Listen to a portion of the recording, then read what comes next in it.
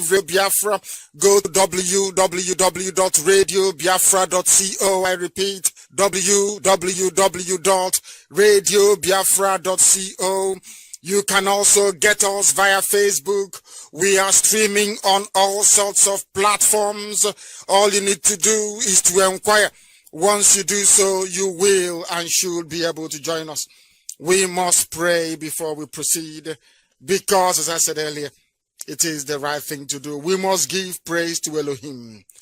We must thank Chukwukikabiam. I'm inspired this very evening by the preaching that somebody did earlier this morning on social media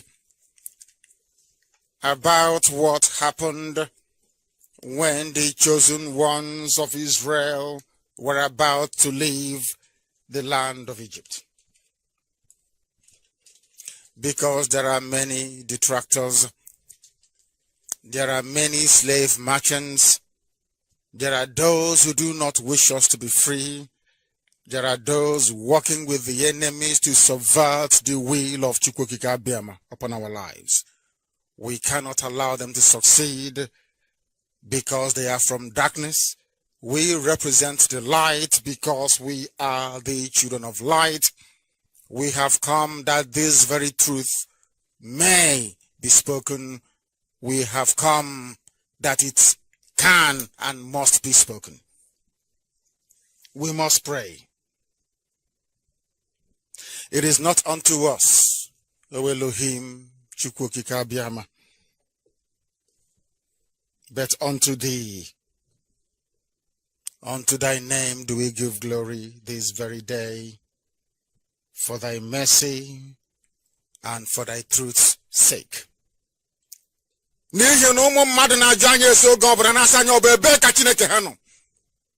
ask us, where is Chukwukikabiama that we call upon all the time? Why are terrible things happening to the children of the Most High? Why have they brought evil upon the land of Biafra? All these nations are asking us these questions, saying they are subjugating us, they have enslaved us. Who is going to save us? But the God that we worship, Elohim Adonai, El Shaddai, Chineke nanke binimigwe, he is in the heavens. He does as he pleases.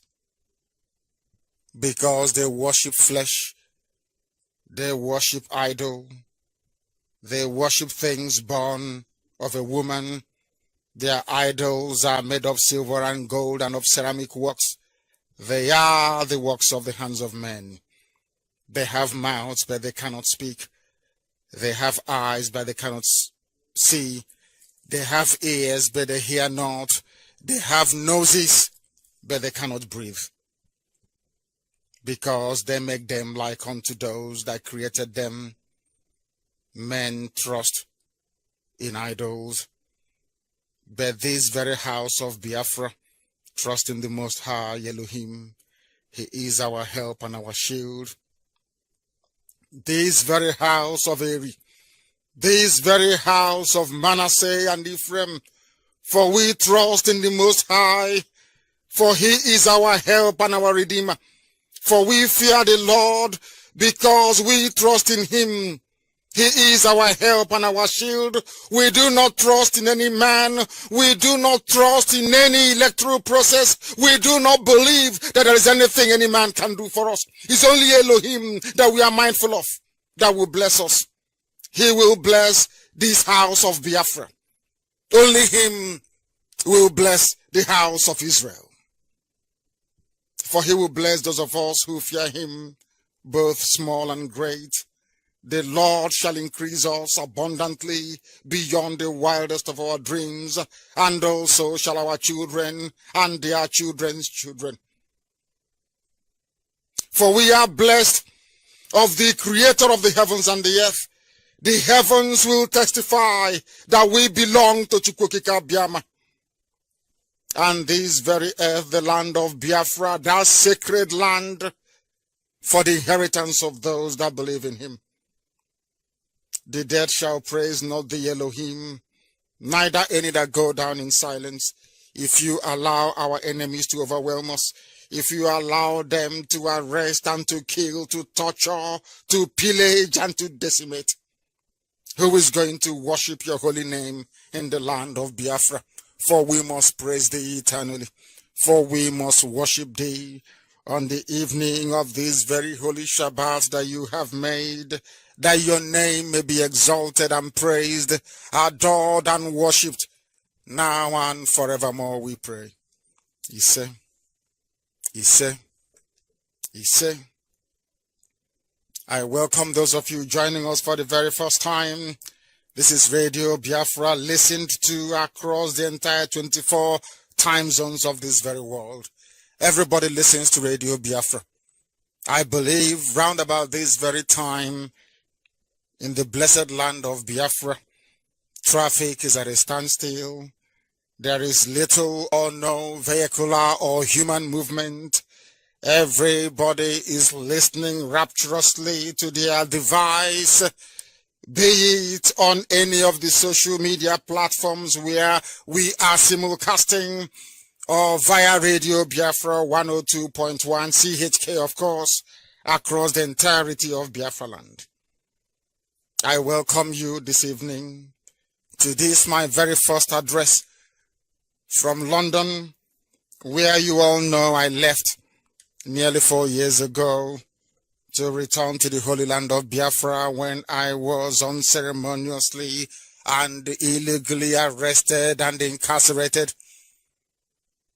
Released, I hasten to add, not convicted of any crime, because we did nothing wrong. Since then, we have been suffering. Our enemies have been gathering in their strength and in their numbers. They have recruited many of you who are of feeble mind and of very weak faith. Some of you into politics have they easily overwhelmed with their flimsy logic and vacuous interpretation of what freedom is all about. But here, we are unmistakable in our pursuit. We know what we want. We are pursuing it, and Biafra is going to come, because there is nothing anybody can do about it. I will not give you my usual address.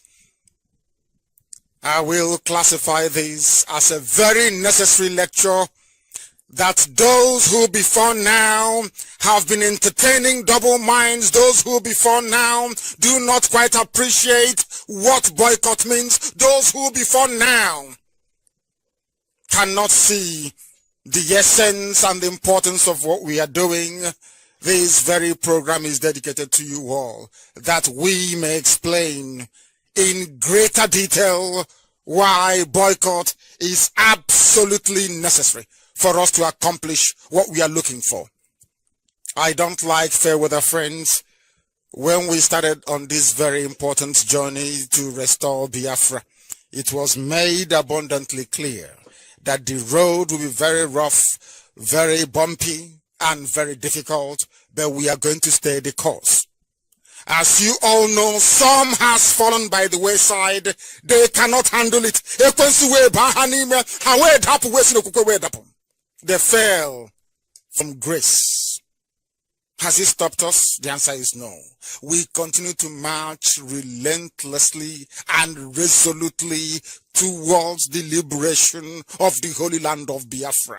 We must remain faithful. No matter what happens, we must be on the right track. We don't change with the gale of the wind. We don't change direction. We are as constant as a northern star. We do not alter course. Neither I nor IPOB invented the notion of boycott of elections as a tool of civil disobedience. Boycotting of elections is as old as any civilization that is built on institutional injustice everywhere in the world, including this hallowed land of Britain. As I don't fail to remind you all the time, England, in my opinion, remains the most civilized piece of territory in the whole earth. I make no apologies about it. Even here in England, At one point in their history, there was a revolution. In the United States of America, there was a revolution. In France, there was a revolution. In Russia, there was a revolution. Right across the length and breadth of civilized nations of the world, at one point or the other, they have experienced popular uprising. Even Arab nations to a limited extent. The same cannot be said of Black Africa. Therefore, when you think about Biafra, I want you to contextualize the magnitude of what we are trying to accomplish. What we are doing hasn't been done anywhere in Africa before. That is why I keep saying, before us there was none like us. Even now we are here. They try to imitate, they try to copy, they cannot be like us. And after we are gone, some of you will pray we had lived forever. Because we are bringing light where once there was darkness. People are blind. Blinded by ignorance and held captive by hunger, savagery, and poverty. I did not invent boycott of elections. Awolowo boycotted elections. Mazi Nnamdi Kanu advocated for boycott of all boycottables. Therefore, we are not alone in this, but we must remain very, very strong and resolute. As long as there is injustice within the land, we will boycott elections. Understand this very clearly. Our conditions are very clear. If you want us to participate in any elections in the zoo called Nigeria, the damnable zoological republic, as they have proven time and time again, that even a zoo is a better place than Nigeria, they know what to do. And until they do that, we must remain very strong and focused. Very, very determined, strong and focused. People fall by the wayside. That is the hallmark of Black African people. They are not strong enough mentally. They are not strong. Why do you think only blacks we are considered foolish enough to be converted into domestic animals all over the world as slaves? Because we do not hold on tenaciously to anything that we believe in. We must remain strong. Even if IPOB ends up with only 100 men, which I'm looking for, Biafra must be restored. That is your business. We know where we stand. We don't alter course. We do not change. Our enemies, they know what to do. Therefore, this evening and always, we should all remain determined in our resolve not to participate in election in the zoo that would further entrench the system of impoverishment and the quantum, I would say, institutional injustices levied against Biafrans in the geographical damnation called Nigeria. Do you know how many people are dying at Obinze prisons every blessed day? Do you know how many roadblocks there are? Do you know there are kidnappings going on, unreported, by the Nigerian army and DSS all over Biafra land? Do you know that the primary concern of the Fulani slaves, the Quislings that call themselves your leaders in Abuja and in Lagos, they live in Abuja and they live in Lagos. Do you know what their primary concern is? Is who will make their children ministers. That is their concern. They can come and kill each and every one of us. They don't give a damn. If we don't care about our survival and that of our unborn children, then we are finished as a race.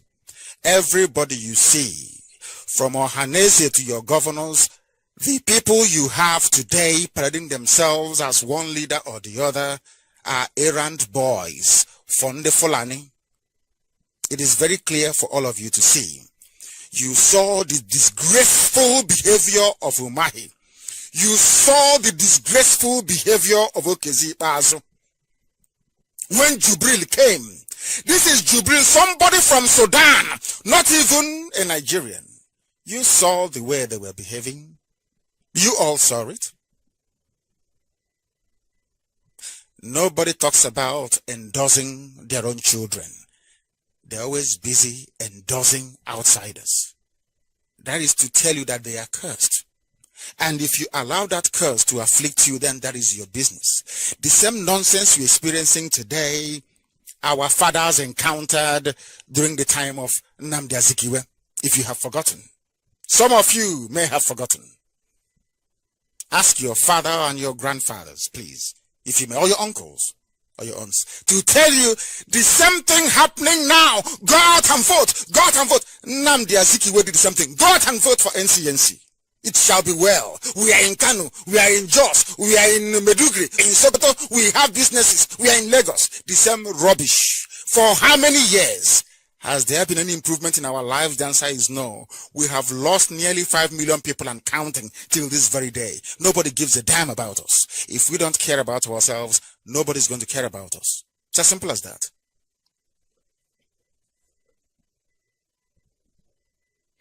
To vote in the zoo is to endorse the fraudulent 1999 Constitution. Most of you don't understand the logic behind this election boycott for the simple reason that some of you have been denied the privilege of studying history in your schools. You don't understand what happens to a race that keeps repeating the mistakes of the past. The same thing is about to happen to us if we don't take time and correct it now. Nnamdi Azikiwe is no longer with us. Dr. Azikiwe, he's passed on. He fought very vigorously for one Nigeria. Where are we today? Dr. Alex Ekwueme served one Nigeria very, very well. For some of you who do not know, or some of you shouting articulate up and down the place, some of you do not quite understand that the person responsible for the failure of Ekwueme in Jos in 1999 PDP convention that Ekwueme himself actually founded was Atiku. Some of you don't know this. Some of you sometimes also argue very foolishly that a boycott of elections means a vote for the Sudanese, the Miyetti Allah Fulani Headsmen Party, that is APC. How mistaken you are. If we all boycott these very elections, do you know there are international observers coming? Confirmed. Do you know what their report will say when the world will ask them, EU for instance, and United States of America? They will tell them that we went to observe a presidential election in Nigeria, but apparently those of them in the East did not vote. The reason why they did not vote was because they wanted or they asked to be given their own separate homeland. Because that very day, incidentally, is also our referendum. I want our people to consider the long term, not the short term. To try to foresee what will become of us in the future should we continue in the damnation that is one Nigeria. These are the only things I'm asking you to consider this very evening. Therefore, this same fraudulent 1999 Constitution that Bola Ahmed Tinubu rejected initially, many other people, including Wole Soyinka, everybody in unison, the entire Nadeco structure decided to reject the Abdul Salami Abubakar Sharia 1999 Constitution. The same thing happening now was what happened then. Some people got up, some politicians said, oh, don't worry, when we get in, we'll change it. Oh, don't worry, just vote first. Let's get rid of the military first. That was what they said. We've forgotten. Let's get rid of the, oh no, when the civilians come in, they will try and fix it. Have they fixed it? The answer is no. That same satanic constitution is what is guiding everybody till today. It has now become the norm. It has now become their own Quran and their own Bible. Nobody is talking about changing it anymore. Whereas, had Nadeko in 1999 said no to that constitution, they would have maybe perhaps waited another year or two to get a proper constitution that reflects the complexities and the aspirations of your average Nigerian. But because they were in a hurry, and some of you are in a hurry today, oh, let's get rid of Jubril and put in Atiku and Obi, things will be better. It won't be any better. Some of you have forgotten that not too long ago, a man named Belechukwu Azikiwe was there as the president. Not even Second Niger Bridge was built. I don't know where your senses have gone to. Some of you don't even reason more than a week back. I am asking you to cast your minds back. Go and do your research about 1999 and what became of the opposition to the 1999 constitution by Nadeko. It fizzled off. It went away. Typical black African people. Nobody sits down to consider the consequences of their immediate action or how it might impact the people tomorrow, or next week, or next month, or next year, or the years ahead to come. If anybody said to Nnamdi Azikiwe that when he was prancing all over the place, talking about one Africa, one Nigeria, that would have meant enslaving his own people in perpetuity, he won't believe it. But look at us today. But when Zeke was running all over the place and other people talking about one Nigeria, let's build it, let's make Nigeria beautiful, as the giant of Africa, he did not know that contained within his own speech was a death sentence for his people. Let's leave them to go. Let Opito go. Let Atiku go. It sounds so sweet. But in reality and in practical terms, you and I know that the Fulani cabal will not allow any meaningful devolution of power in Nigeria. You know that and I know that. None of you is talking about stopping the millions of Alamajiri flooding in from Niger Republic, which they have just confirmed the other day, by the way. All you want to do is to vote. But when you go and finish voting and they write 15 million votes for Jubril from Kanu and Katsina alone, what are you going to do? You will go to court. Oh, but don't forget, they have removed the very neutral Onogen and put in a Sharia judge. They appoint the tribunal chairman. They do whatever they like. I seriously don't see how we could possibly overcome them at the polls. It is not just possible. But let's continue. Everybody knows that the 1999 constitution is skewed in favor of the caliphate and against Biafrans and the other indigenous communities in Nigeria, especially the south of the Benue River. Everybody knows that. But the question is, what are you doing to reverse that very trend? What are you doing to stop that from happening in the future? The answer is nothing.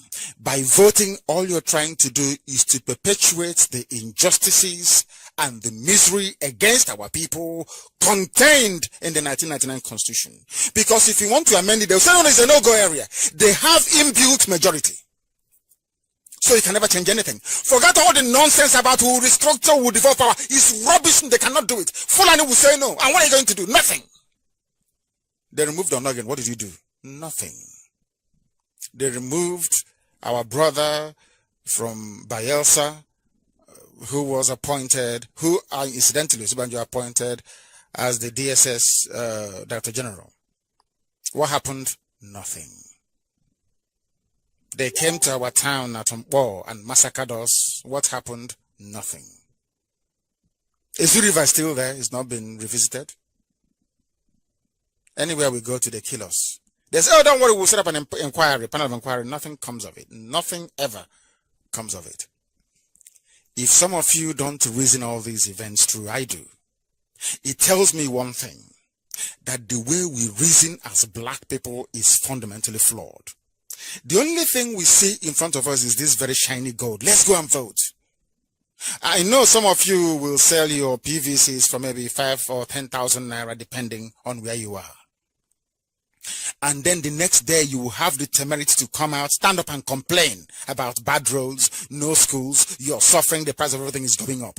But you don't know that you are directly contributing to your own suffering by going out to vote. In an election where the outcome is already determined, heads or tails, Fulani will win. Or you can't see it, you're too blind. Rather than asking us to go and vote out Jubril at the ballot box, why don't you try something that every nation has tried in the world and it's worked for them, which is a popular revolution? Say no to them. We've had enough. Enough is enough. Believe you me, things will change overnight. The problem there is the constitution. Forget all the nonsense. Oh, you elect senators and rubbish. Tell me the senator that will stand up and make any radical proposals. They will simply tell the IG, you've seen what's the name of that guy from Kogi? They've been dragging all over the place.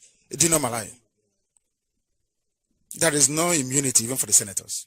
So if they're asking you to go to the Senate and make your points known, as if they're foolish. Once you make your points known, they open up a corruption inquiry against you. They ask you to go to CCT to declare your assets, and then from there, they invite the IG of police to be chasing you all over the place. And yours is finished. I keep asking myself, why is it that black people can never reason? When I say these people in America, they complain, they say, oh, the world is listening, don't disparage black people, don't castigate them, but I'm only telling you the truth. Why is it that we cannot, after all, there is no civilized black country anywhere in the world. That is the truth. There is no civilized black country anywhere on this planet. Even in South Africa that whites built, we are running it down, aren't we? That's all we are good at doing. Running things down. We never think critically and properly. It's only about the need of the stomach today. I have said to those pressuring me to call off this very boycott that you know what to do. Sign that document for me. They all have it. Sign it for me, then I'll call it off. And they know what the document contains. The 1999 Constitution is the problem. How you get rid of it is to revolt against the Constitution. Don't revolt against any individual. It's against the institution itself. That institution is the 1999 Constitution. Do away with it and your lives will be a lot more better. Can you see the effrontery in APC promising Yoruba people the presidency in 2023? They have excluded other people. Other ethnicities don't matter anymore. It's only about the alliance between the Yoruba Muslim and the core Arewa Caliphate. That's all that matters. After all, the Yoruba Muslims control the Yoruba media. The Arewa North, they control the levers of power. So that's it. All we need to do, those of us from Biafra, is to keep begging. Oh, allow us in. Make us VP. Why don't you give us IG of police? Oh, if that wouldn't work, give us AIG instead. Begging like a bunch of fools. Sit at home on the 16th of February and you see that things will change for the better. Forget all the doomsday predictions. They will do this. Never. The world will know we are united in pursuit of one simple goal. The emancipation of the land of Biafra. No part of Africa is free. Biafra will represent the beginning of hope for the entirety of black man all over the world. Not just in Africa, but all over the world. And they know this. They know this very, very well. The fraudulent constitution of the zoo, which some of you that are asking you to go and vote for, oh, forget everything. We must get, who told you you're getting rid of anything? Oh, you got rid of Abdul Salami Abubakar in 1999. Did anything change? The answer is no. It's gotten worse. You ended up electing a man who was not only sickly, but was unqualified for the position, a man who actually overthrew a democratically elected government. Some idiots talk about anti-corruption fight as if it is a fight for the military, as if only one person can do it. Once you structure your laws to eliminate corruption, there will be no corruption. If you make a law saying that no president should have access to the national reserves, you stop the looting of the treasury. They won't go there. If you say no permanent secretary should have access to the account of the state, nobody will go there. We're in the UK. I'm in the UK right now. So you're telling me that Theresa May can call up the governor of the Bank of England and tell him, oh, I want a few gold bars, bring it to Downing Street, and they will do it. She won't even try it. She'll go to jail. But you people, you elect somebody who is a stark illiterate, now replaced by an impostor from Sudan. And you gave him all these powers. When they came after me, you said nothing. Now they're coming after you, one after the other. So your common sense never told you that when they go after people you think are your enemies, you must also defend them, because you don't know if they're going to come after you. Is that not common sense? So why do you think that white people don't like injustice? Because they know if they allow this injustice to continue, one day it will affect them as well. But a black person never reasons that way. We've spent years and years and years abroad studying, but we ended up learning nothing. I love you all. That's why I'm telling you this evening. Sometimes I speak and people think I hate. I don't hate you, no. I'm just telling you the truth. The fraudulent constitution is the precursor to the fraudulent elections that will take place on February 16th. That day is our referendum day. We are boycotting it. If you want the constitution to fall, then you must stand on the side of freedom. Do not vote. Because what you're voting for will suppress your freedom. It will not promote your progress. It will only retard it. And this same constitution you're voting for on the 16th is the source of much unhappiness in the land. It is time for our people to learn from the experiences of those amongst us who have slaved for the zoo, especially in the present government. Participating in the previous elections have not benefited us. So what makes you think that this very one on February 16th will? Can't you see how trapped and unhappy Amechi is? Remember Timika Amechi? They spent reverse money electing a dictator. How about Obon Nayono? Do you hear about him anymore? How about Onogen? How about Emiefele? How about Kachiku? That changed his Igbo name. Onye Kachuku to Kachiku. So they can give him an appointment in NMPC because of money. You deny your heritage. You deny where you come from. You deny your people. And you're walking about claiming you're educated and you're an intellectual. How shameful and how sad. Look at all of them. Look at all of these very people and tell me if any of them is happy. And the answer is no. Look in a system that continues to reel out injustices and humiliation to their own people while they feel powerless to even speak out against it. They say they are leaders. Oh, we Igbo leaders. And we ask them, where were you during the Mpo massacre? Where were you during the National High School massacre in Aba? That OKC was supervised. Or when they invaded my house and killed 28 of my men. Where were all of you? Do you know the meaning of a leader? Do you know what it means? Is IPOB armed? Do we have guns? Do we have weapons? Have we killed anyone? The answer is no. It's just random of some, to tell you how crazy Nigeria is and Nigerians, and why I keep saying all the time that that the way that we blacks reason makes me wonder, sincerely speaking, if it was actually God in heaven that made other people that created us. And I'll tell you why. Go to Google and you'll find out that hunters in Borno State have been recruited to fight Boko Haram. Hunters. To fight Boko Haram, an armed terror insurgency group. The terrorist group. Whereas in Biafra land where there is no war, battalion upon battalion are being deployed on the streets to kidnap and to kill people. If you go to whoever is in charge of Obi's barracks in Owerri, they arrested somebody in Aba and took him there. He was there from Monday to Wednesday of this very week. He said within that period, 12 people died in their custody. They just see you on the street and they kidnap you. And they take you to Obinze. And they leave you there to die. Some they stop at their useless checkpoints. That is the country you want to go and vote again in. Ask yourself, 1999 there was voting. What happened? 2003, if I'm not mistaken, there was vote again. What happened? 2007, I think it was. What happened? 2011, what happened? You've been voting all this while, seemingly good people. By this time 4 years ago, it was get rid of Jonathan, there's corruption, people deceiving people. What happened? Now you've come again with your articulate. The same rubbish. The same nonsense. The problem that we have is that we don't interrogate the source of the problem. Question the source of the problem and you cure it.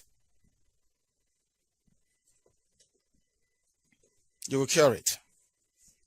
Both the constitution of the zoo and the institutions must fall on the 16th because they suppress our people. It is the source of much unhappiness. This very election will once again give you an executive president in maybe Jubril from Sudan or Atiku, who will simply do as he wishes because the constitution has given his part of Nigeria the absolute majority of states, local governments, senators, House of Reps members, and the leave and license to come to your land and appropriate all our resources as they bloody well wish. Is this what you want for yourself and your children? Your future, your children's future is at stake. If this is not what you want, then don't vote. Sit at home and your vote will be counted as a referendum rather than as acquiescence to self-injustice. It was once said that nobody can discriminate against you without your consent. It is as simple as that. If you allow discrimination, it will continue unless you rise up and you fight it. In apartheid South Africa, the effectiveness of boycott found eloquent expression in June 16, 1976 youth uprising in Soweto. But in the zoo, the youths are the ones taking selfies with those impoverishing them. How sad indeed. I published it, and in one of my accounts, Facebook banned me. I know it's the Yorubas working for Facebook, that it went against their community standard. Remind useless Nigerian youths that in 1976, June 16th, there was an uprising in Soweto by the youths. But in the zoo, the youths are all over the place, messing themselves up. Very, very sad indeed. The youths of Soweto extended the boycott of schools in South Africa to the boycott of elections. Before then, they had been applying soft resistance in their demand to be taught in their mother tongue. But all their efforts fell on deaf ears. It was only after June 16, 1976, Soweto uprising, that the world joined them in their demands, and the rest is now history. So if you join us in making sure that we boycott elections on the 16th, the world will now know that we are serious. You know, they accused me, and of course the wider IPOB family, that the reason why we are agitating for Biafra is because Jonathan lost elections. So what better way to prove to them that that is all rubbish? Because P2B is the vice. So how are we going to stop now? We cannot stop now, for the very simple reason that we are not doing this for any human being. We are doing it for posterity. We are not even doing it for ourselves. We are doing it for our children yet unborn. If you want to be free, then you must sit at home on the 16th of February.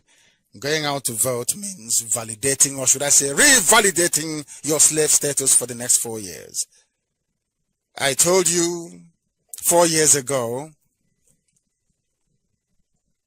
that you will all regret voting. We canvassed for boycott 4 years ago, and we are boycotting for it today. We are canvassing for another boycott this very year because we are consistent. We don't change. The only way they can get us to change is to accede to our demands, and they're very simple. Very, very. So rather than coming to me asking me to lift the ban on boycott of elections, ask your masters, your Fulani masters, to meet my demands. It's as simple as that. Apartheid became history, and Nelson Mandela's 27-year incarceration achieved nothing for the oppressors. The same way that my imprisonment, the killing of Biafrans all over the place, will not give them the one Nigeria they so madly crave. It is impossible. For some of you who do not know, your land has been taken over. The Fulanis are emerging all over the zoo, all over the Sahel. And as I was saying to some people today, Nigeria they can age only for the Fulanis. There is no country in the world ruled by Fulanis, only in the zoo, because Nigerians are foolish by nature, and because of the Yoruba man's fear and irrational hatred for the Igbo man. So it is far more better. A Yoruba man doesn't mind if he's being badly treated by a Fulani man, as long as an Igbo man is beneath him. So it doesn't really matter. So for the Yorubas, their main concern is to make sure that no Igbo man ever rises. And they have done a very clever job at that. Very clever job. Because what they do now is they come to our land and they select idiots for us. Umuokoko, train them through school, give them positions of power and influence, and then unleash them on us to be answering elite, intelligentsia, and leader. Meanwhile, even in Lagos, bring Abuja. How many Yoruba elite and intelligentsia live in Owerri or in Enugu? How many Arewa Alamajiri intelligentsia live in Igwot? You see how foolish we are. We think we are sensible, but in actual fact, we know nothing. Time and again, boycott historically has proven to be a necessary tool of both active and passive resistance. I need not mention other nations which in the recent past has applied boycott as a means of expressing and achieving their demands for freedom. In my previous broadcasts, I had mentioned some of those nations, but I will not bother you with it this evening. But all I have to say is that in all these nations, the result is very clear for all to see. In the end, victory was achieved. That is going to happen in the case of Biafra. I have no doubt about that. I know some of us have trader mentality. Once you trade, you want your profit immediately. It has to be instant. If it is not there, then you give up. We have seen some of those in IPOB. They come and they go.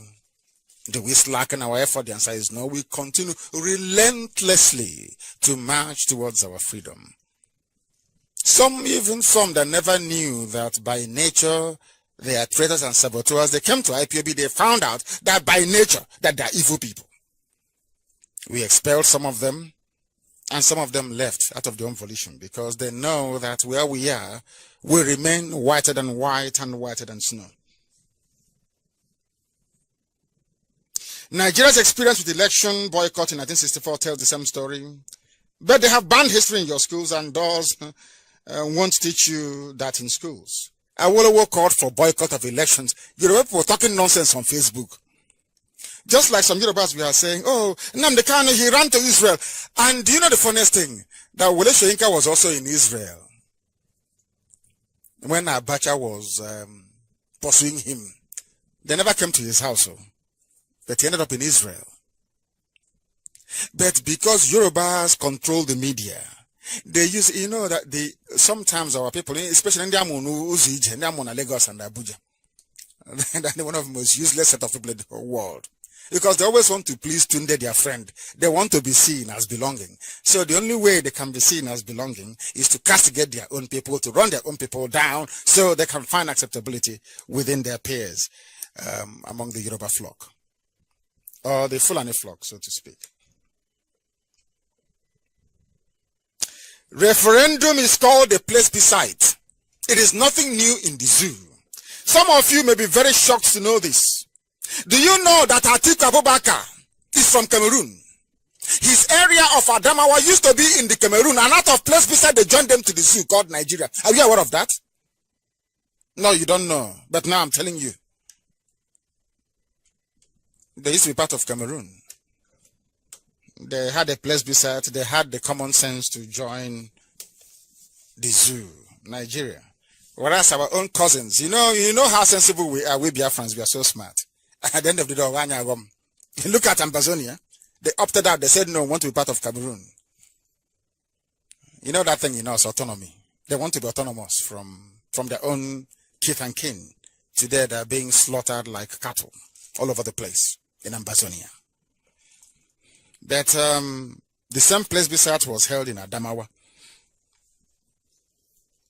Atiku Abubakar and his people chose to be Nigerians and not Cameroonians. Do you see how the wheel turns? So there's been referendum before and place beside. That was even how the Middle Belt, the Midwest was formed. Some of you that know Midwest, the Midwest region in those days. We must also realize at this point in our struggle that what this boycott essentially represents. Mobilization in all sections and within all nationalities in Biafra must be seen as a major part of our project, and this should involve also our professional groups, the academia, and our general populace. Our boycott of the presidential election is an indirect referendum, and therefore should be considered a major assignment between now and the 9th of 16th of February 2019. Nothing can be more powerful than the human spirit, especially when they all come together as one and in pursuit of the same goals and ideals. We as a people have the right and the duty to make these sacrifices, both moral and religious, not just for our own preservation in our time, but for the preservation of those who are unborn. That we are standing under a shade today means that somebody must have planted that tree very many years ago, or that nature decreed that it must be there. That is why we must continue relentlessly to ensure that the boycott is total and complete if you want the evil happening in the zoo to stop. Some of you don't know this, but I will tell you. Do you know that when DSS in Nigeria arrests anybody, they come to your house, they steal your private personal properties, even that belonging to your wife and your children. They take it to DSS headquarters in Abuja and they share it amongst themselves. They come to your house to arrest you for something and they carry your cars.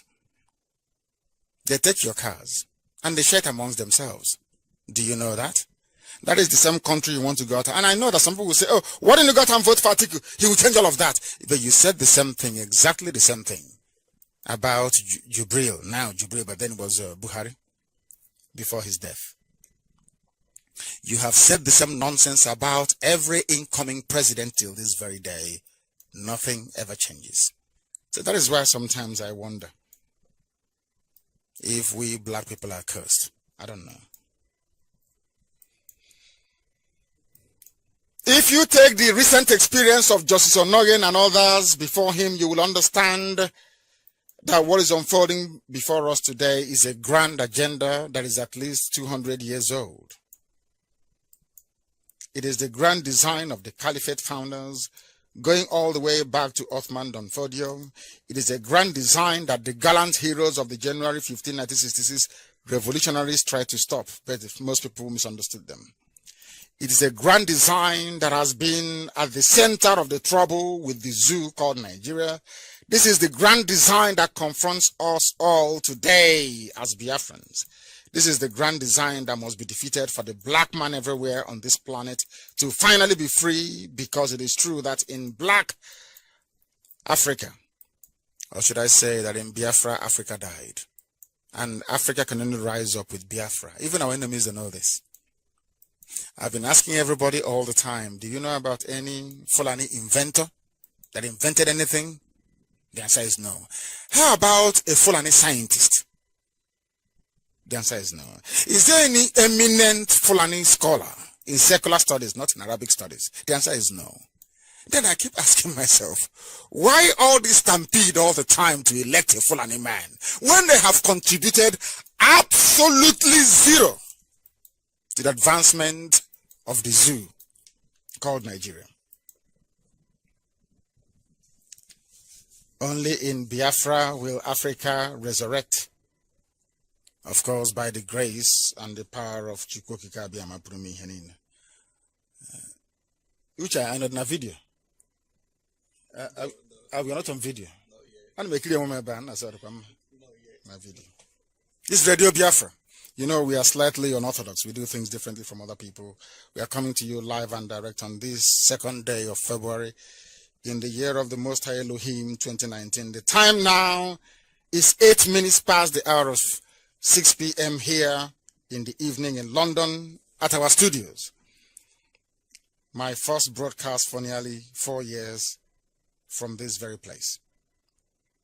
It is no secret that Jubril, whom some of you idiotically call Buhari, is the arrowhead of the unfolding grand design of the Fulani to dominate the whole of the Sahel region.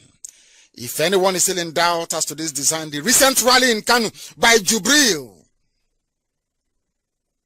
This rally attracted 2 serving Fulani governors from Niger Republic. Their attendance should send a very clear message to you. I also saw very early this morning Nuhu Ribadu trying to defend what is in essence indefensible, saying that people from the Sahel can come to the north without passport, without visa. They can do as they please. Essentially, most of them have houses in Niamey, which is the capital of Niger Republic, because that's where some of them come from.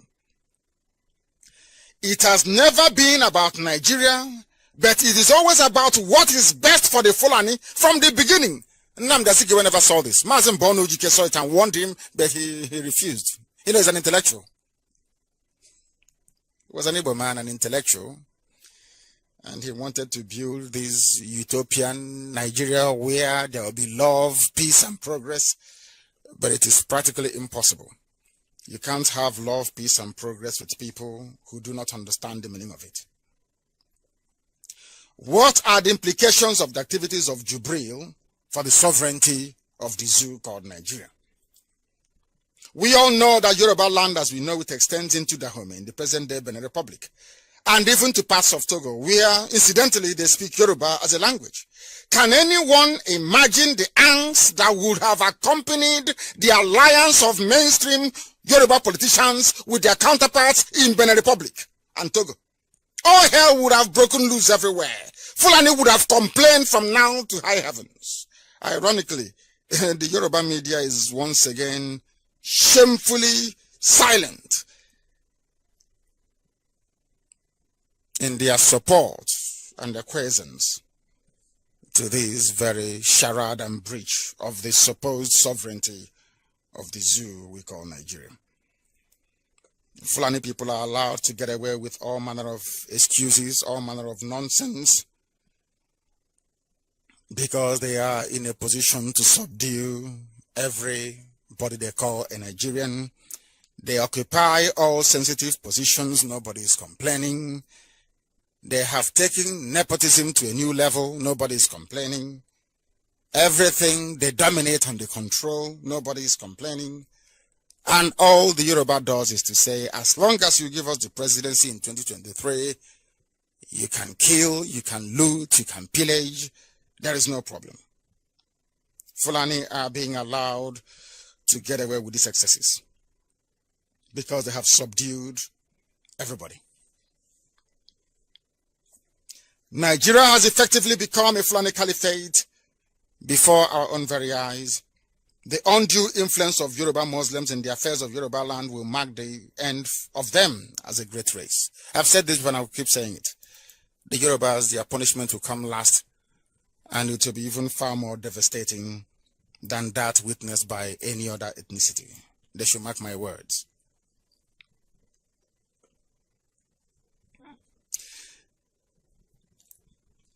The Yorubas have not learned from history. The Afonja and Janta Alimi saga is still there. The Abiola humiliation is still there. Ironically, most people hardly learn from any of these past histories, even though we all know that history could easily repeat itself. We know that what the Fulani want, as they have been commanded, is to dip their Quran into the sea, and with the help of Biafran politicians, they are on their way to achieving that. They will plunder our resources like an invading force while enslaving everyone with the help of those that you call your leaders, Haneze and your governors, which incidentally they all planted themselves. Having overpowered most of Nigeria and brought them to their heels, Biafra land is the final target they have set their sights on as the only subsisting obstacle to their grand design. They are therefore converging on Biafra land like vultures. The vast hydrocarbon deposits in Biafra land, which is oil and gas for us, is seen by them as their gift from their great-grandfather Ottoman Domfodio and their God. Luckily for them, the so-called South-South political leaders are so naive that their impotency and misguided antagonism towards the Igbo has paved the way for complete caliphate domination of the Bight of Biafra. But everyone must go back to history and learn from it. Historically, the Fulani are enslavers. They had historically enslaved black people for the benefit of the Arab slave traders. They had almost historically raided numerous peace-loving communities and sent them into enslavement in the transatlantic slave trade for the Europeans. They are very poised to continue their old ways till this very day. The Hausa, Yoruba, and several other ethnic groups who have progressively lost their lands to the Fulani can all learn from their history if they desire freedom. But freedom flows through the veins of every Biafran from historical times to the present times. That is one covenant that we have with Almighty Chukwukika Biama. That is why it was Biafrans who took it upon themselves to liberate enslaved Africans during the era of slavery in the Americas.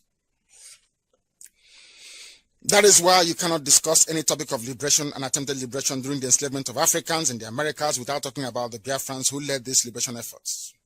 That is why Haiti could not be free until a Biafran, Dottie Botman, an Igbo man for that matter, led the Haitian Revolution against the French, a revolution that engendered the second independent country in the Western Hemisphere, second only to the United States of America, in 1804.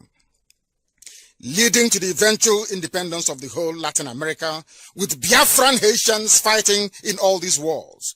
That Biafrans liberated Haitians and other South Africans was why Haiti recognized Biafra. We abhor slavery. And on the 16th of February, we must make sure that the world understand that we have freedom coursing through our veins, because Biafra must come. Remember that by 1904, the Fulani were busy enslaving other black people and also taking over their lands, especially the houses. Biafrans at the same period were making sure that wherever black people were being enslaved, that they were liberated and regained their freedom with dignity. In other words, while the Fulani enslaved black people, Biafrans liberated them. Exactly what we are going to do on the 16th of February. In fact, this truism is one of the guiding logics of present-day IPOB self-determination activities. Freedom is the overriding value of Biafrans. Culturally and historically, that's how we are born, to be free. Freedom is what we offer the wonderful men, women, youth, and children of Biafra today. Freedom is what we offer the numerous ethnic groups who are still trapped in the damnable zoological republic. That is why we must boycott. That is why we must sit at home on the 16th. And that is why our referendum must be a success, because Biafra must be free. And I thank you all for listening to our broadcast this very evening from London. And I've asked you to be free from am I on camera? No, you're not on camera. I'm not on camera, but I'm looking at myself here on the screen. As I said before, our deputy is here. Mazi Nnamdi is with me in the studios of Radio Biafra here. I used to think about these times, if it will ever come to pass, during my years of incarceration and assassination attempts on my life. So, Uche, do you have any questions for me? You said to me that some people are asking very difficult questions. So I want to know if there are any questions for me that people are asking that I would like to respond to. All right. Thank you very much. I'm very much honored. I don't know whether people are hearing me, to be honest. I can hear you, so I'm sure if they... Right. I'm very much honored with your presence this evening, our leader. I call you the Iruko of our time, the Colossus himself, and the servant of the Most High God. You have passed through a lot, and I can assure you that, and in fact, it's a reality that nobody in living memory has been able to pass through what you have passed through without weapons, without any, how will I put it, Godfather somewhere. You went through the eyes of the needle and into the den of the evil one. They try to make you, they try to actually deflate your confidence and to sell the collective interests of the Biafran people for a pot of porridge. But you resisted. The consequences of it, the aftermath of it, was the evil connivance of the treacherous group of politicians and self-acclaimed leaders in Biafra land to wipe away your family, and of course the decimation of a cross-section of Biafran youth, all in a bid for them to make us to capitulate. But we thank the Most High God that till date we are still working stronger, and we thank the Most High God for having preserved all of us. May the souls of our gallant heroes and heroines who have paid the ultimate price that we may have our freedom continue to rest in the bosom of the Most High God. Yes, but may they never rest where these evil men and women who connive to take snuff life out of them are. May their families and associates continue to be haunted by the spirits of our gallant heroes and heroines. May they continue to hound them. May they continue to torment them until they fizzle away from the face of this final earth. And all those in Biafra land, the land of Biafra opens up and swallow all of them. Yes, sir. Because of the ultimate prize of these gallant heroes and heroines of Biafra, we shall not abandon this cause. We shall not capitulate. In fact, Biafra shall be restored on their behalf and in their honor. Yes, sir. That is our pledge on this platform. Yes, sir. May the Most High God continue to pursue, destroy those who want to destroy us. Yes, sir. But may He bless those who bless us. Our hands are clean, and we are a rare breed of Biafrans. And we are on a mission to restore our lost inheritance wrongly robbed us. We are on a mission, and that mission shall be accomplished and shall be culminated by the ultimate restoration of Biafra. Yes, sir. There are a lot of questions, and these questions are not from the usual quarters. Some of these questions are from some individuals who treacherously, hypocritically professed Biafra. But now, because somehow money has been waved in their faces, they decide to switch side. But we are not deterred.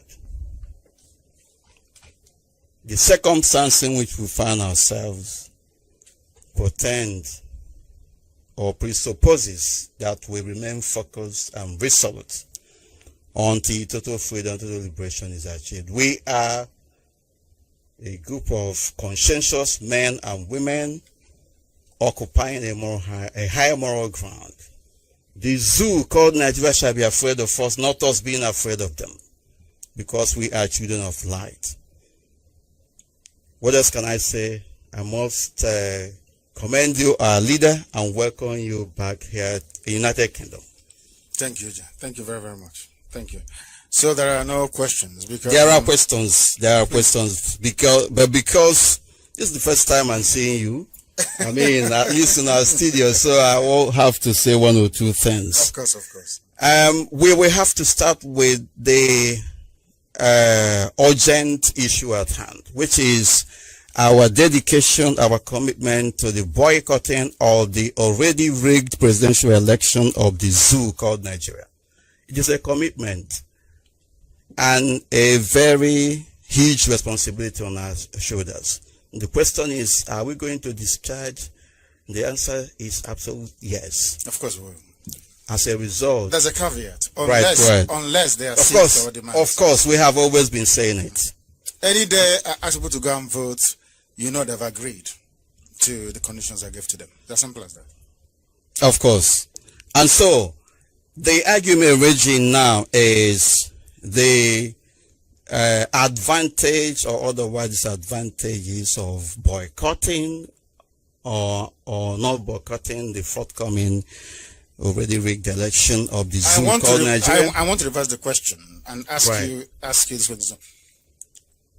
Since they've been voting since 1960 or 1999, depending on how you look at it, or depending on when you were born, what benefit has come from it? Absolutely nothing. So? Absolutely nothing. And so, I mean, it's very important that our people understand where we are coming from here. That is the only reason, with the exception of in addition to the spilling of the blood of innocent Biafrans, who did nothing other than that they were asking for their freedom. That is one of the reasons why we're going to boycott this election until and unless they accede to our demand. Of course. These politicians, there are some baby saboteurs that they are sponsoring this time around. Some of them infiltrate IPOB family units around the world. Maybe their milk has finished. Exactly. And so, they have actually turned this question around. They said that if we boycott this election, that we shall be strengthening and legitimizing the activities of those who are lording it over us. In fact, they said that if we boycott this election, that IPOB will continue to be killed, blood of innocent Biafrans will continue to be spilled, and that we shall be held accountable for what happens. But we've been voting all this while and they've been killing us, isn't it? Of course. True or false? It's true. So let us boycott. And see what happens. Yeah, exactly. So we've been voting before and they've been killing us. So why are you asking us to go back again and vote for the same people that will continue to kill us? It makes no sense to me. None whatsoever. You are claiming that you want Biafra and you're interested in Biafra. You want to stay on your own and to move forward. And then you are voting under a constitution that mentioned Sharia, is it 11 or 13 times, but no mention of Christianity, which is the reason why they can bring in a Sharia High Court judge to become the Chief Justice of the Federation. And have you seen card reader? That people you can buy card reader if you want. Anybody, each family, if you want, can go and get your own card reader and start on printing for whoever you like. They've written the results of the election, and they know that very well. And what have you to say about Ibrahim Mantu's confession that he has been part and parcel of the rigging machine that has been... I am not surprised, as I keep saying. I don't want the black Americans that listen, or the African Americans that listen to Radio Biafra to become upset, because they've been sending representations to me that have been very, very hard on them. But I keep saying it all the time. We are genetically predisposed to slavery. A black person accepts slavery. It is far more easier for a black person to accept to become a slave than for a white person or any other race to be able to do that. So that is why I find very, very disconcerting about us as a race and as a people. So the issue here is this. If you want to be free, You boycott the elections and you stay on it. Not you boycott today, tomorrow you're hungry and you look for something to sell in your house or maybe your PVC. No. We boycotted Anambra election very, very successfully. Why do you think they're panicking now? Some idiots come up to ask us, oh, you boycotted and what happened? I come to our hand, it's a long-term game that we're playing. And in the end, Biafra will come. We will keep rejecting and repudiating everything about a damnable zoological republic until everybody collectively come to their senses that we no longer wish to be part and parcel of the fraud called Nigeria. And at that point, I'm sure that we will leave, starting from the 16th of February of this very year. And of course, there is also this issue of people from Biafra land especially.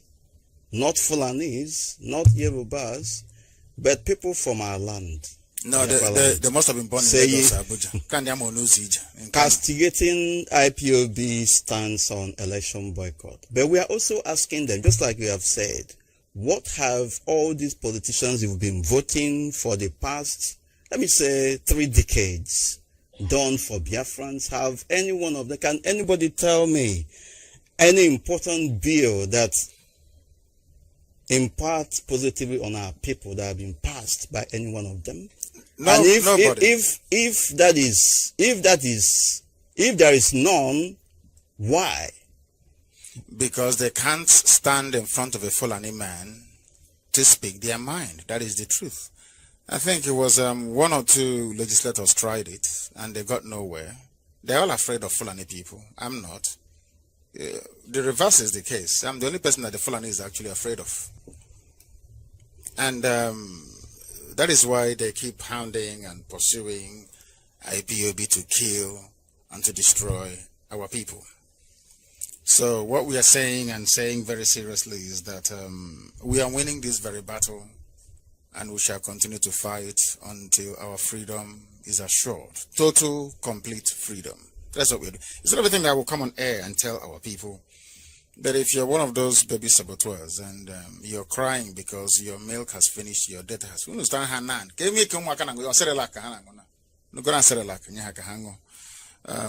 they become satisfied. Buy them data and give them what they want, and they'll become, they'll leave us alone, and then we'll continue the very critical work that we're doing.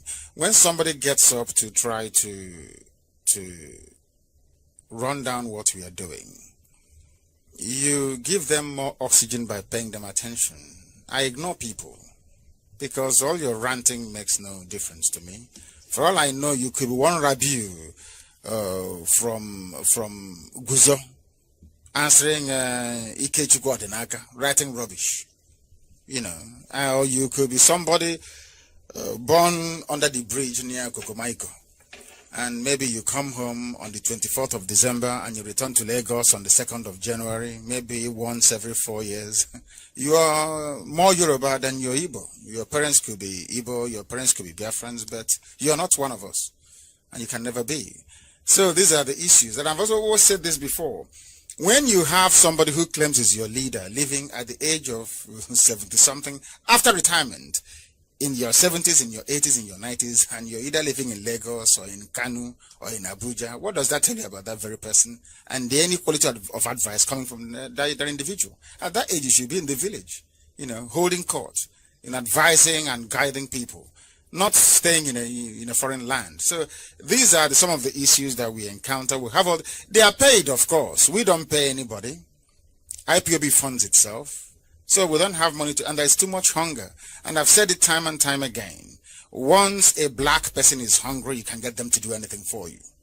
They can kill their parents if you want them to. Once they're hungry and you flash 2,000 or 3,000 and ask them to, you know, commit one heinous crime or the other, they will gladly do it. We don't have that resilience, that mental toughness to go through very difficult period without capitulating. I went to prison and I came out. They came to kill me and I said, no, I will not compromise. You have nothing to offer me that is better than the freedom that I'm pursuing. And I rejected every offer they made to me. Some people would have capitulated. But I said no. And I'm saying it till this very evening from our studios here in London. If you want me to call off the boycott, sign for me that you agree to IPOB demands, then I lift the boycott. As simple as that. If not, the whole world will know, come the evening of the 16th, that these people mean business and they're leaving. That's what we're trying to establish. For the world to know. So nobody will come and say, oh, it's because Jonathan lost the elections. Some of you are not privy to the information that I've seen, both in Israel and everywhere else. What the zoo have been doing. The Nigerian state, they have a very formidable lobbying presence all over the world.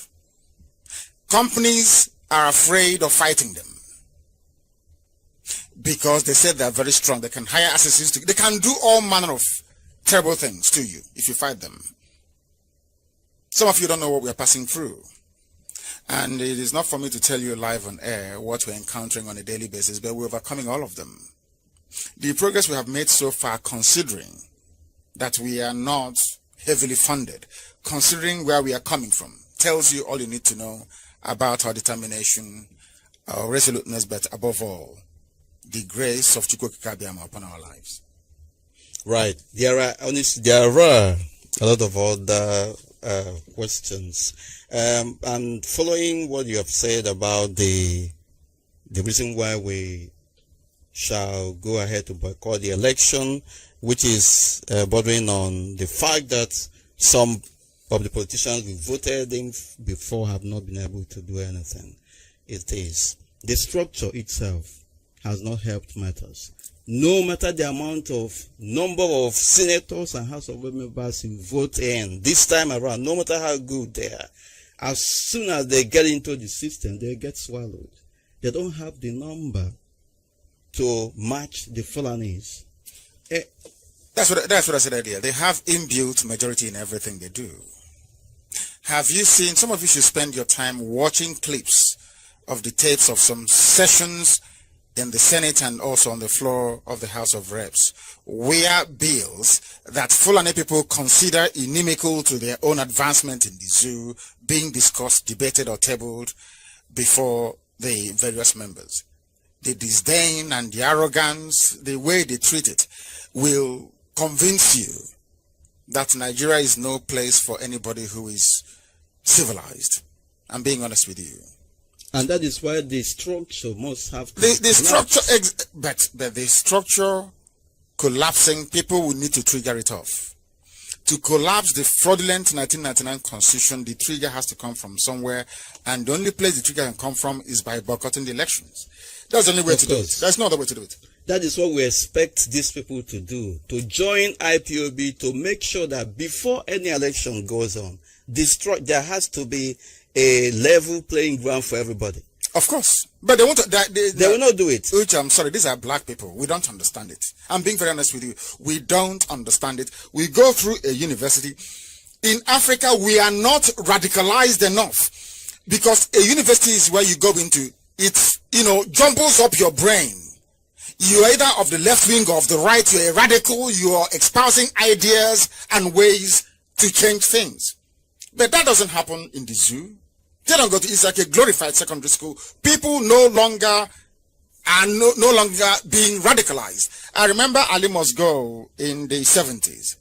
Students said that the education minister, Ali, I think he was a northerner, must leave his position. And they succeeded in driving him away. Can you imagine students today? As you're organizing one at UNN at Nsukka, they will go to Futo, and pay a few people to be doing the same thing, saying we support Buhari. Jibril, answering to Buhari, removed Onogen from office. I just want to give you a snippet of the magnitude of the disaster that the youths in Nigeria has become. Jibril, the Fulani Caliphate, the cabal, the four horsemen of the apocalypse, with their leader being Abba Kyari, removed Onogen from his position. Onogen, incidentally, also they claim, is a Biafran. They have tagged him from South. You know what they did very cleverly? They ran and maybe paid one or two Ijo youths, I said, issue a statement condemning Onogen and backing or supporting Jibril. And they duly did. And Yoruba media latched onto it. It is no longer a coincidence that all of a sudden another faction of Ohaneze endorsed Jibril. Another faction of Afenifere endorses. Now, this is to tell you where there is hunger. This is what is always at play. And there is a willing... Yoruba media is evil. Yoruba media... They hyped it. They are the worst of the very... I'm telling you the truth. They are terrible. They hype up all these things. And do you know that... which I remember what you said earlier about Chukwu Kikabiyama fighting our battles for us. Do you know that police stormed the Ohaneze meeting 2 days ago?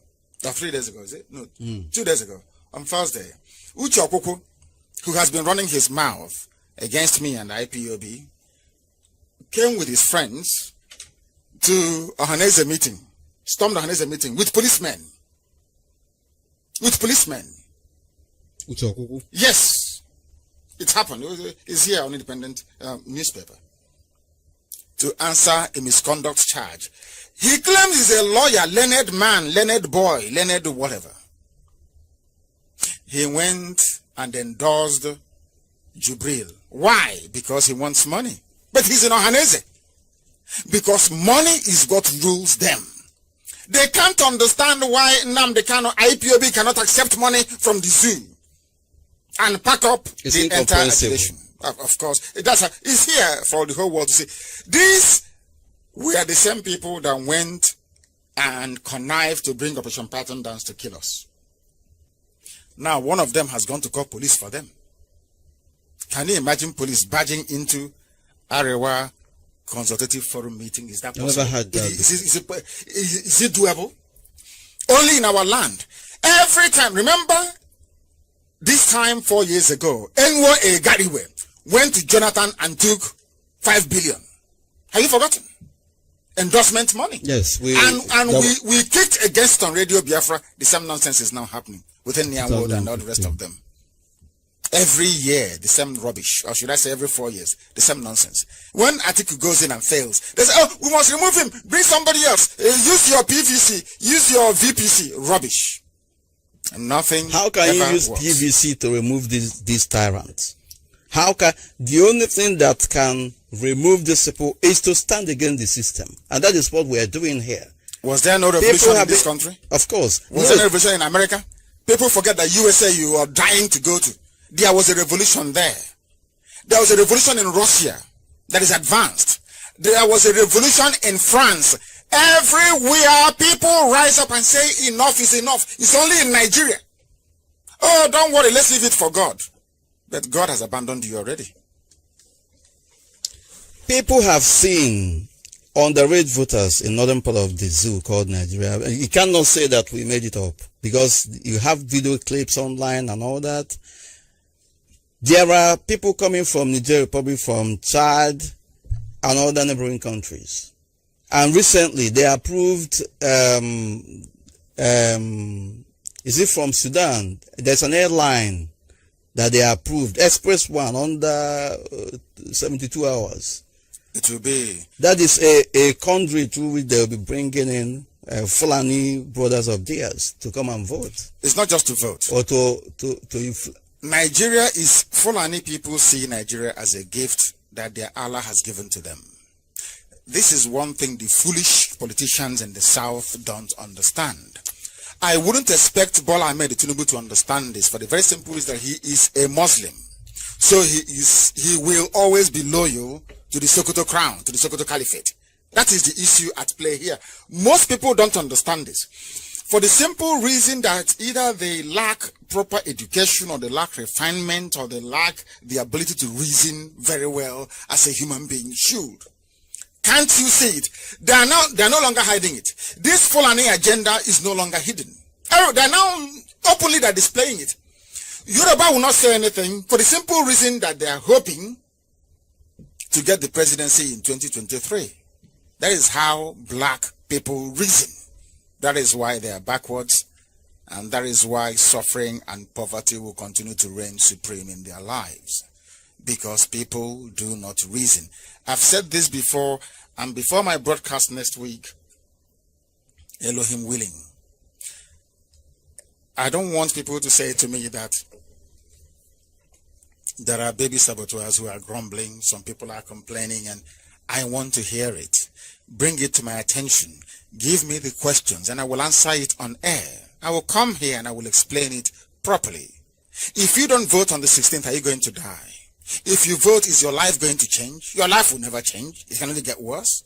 Remember all the promises that the dead Buhari made before he got into power. Did he keep any of them? The answer is no. They go and they dip their hands. The same thing they're accusing Dasuki of. The same thing they're accusing Dasuki of. Wasn't exactly what they did? They went and took $1 billion from the excess crude account to go and buy weapons to fight Boko Haram. Can you imagine a country where hunters are recruited, as at today, to go and fight terrorists? Whereas army, regular army, were deployed to the south to kill and to kidnap innocent people. And somebody is trying to convince me that that black people are normal. No, we are not.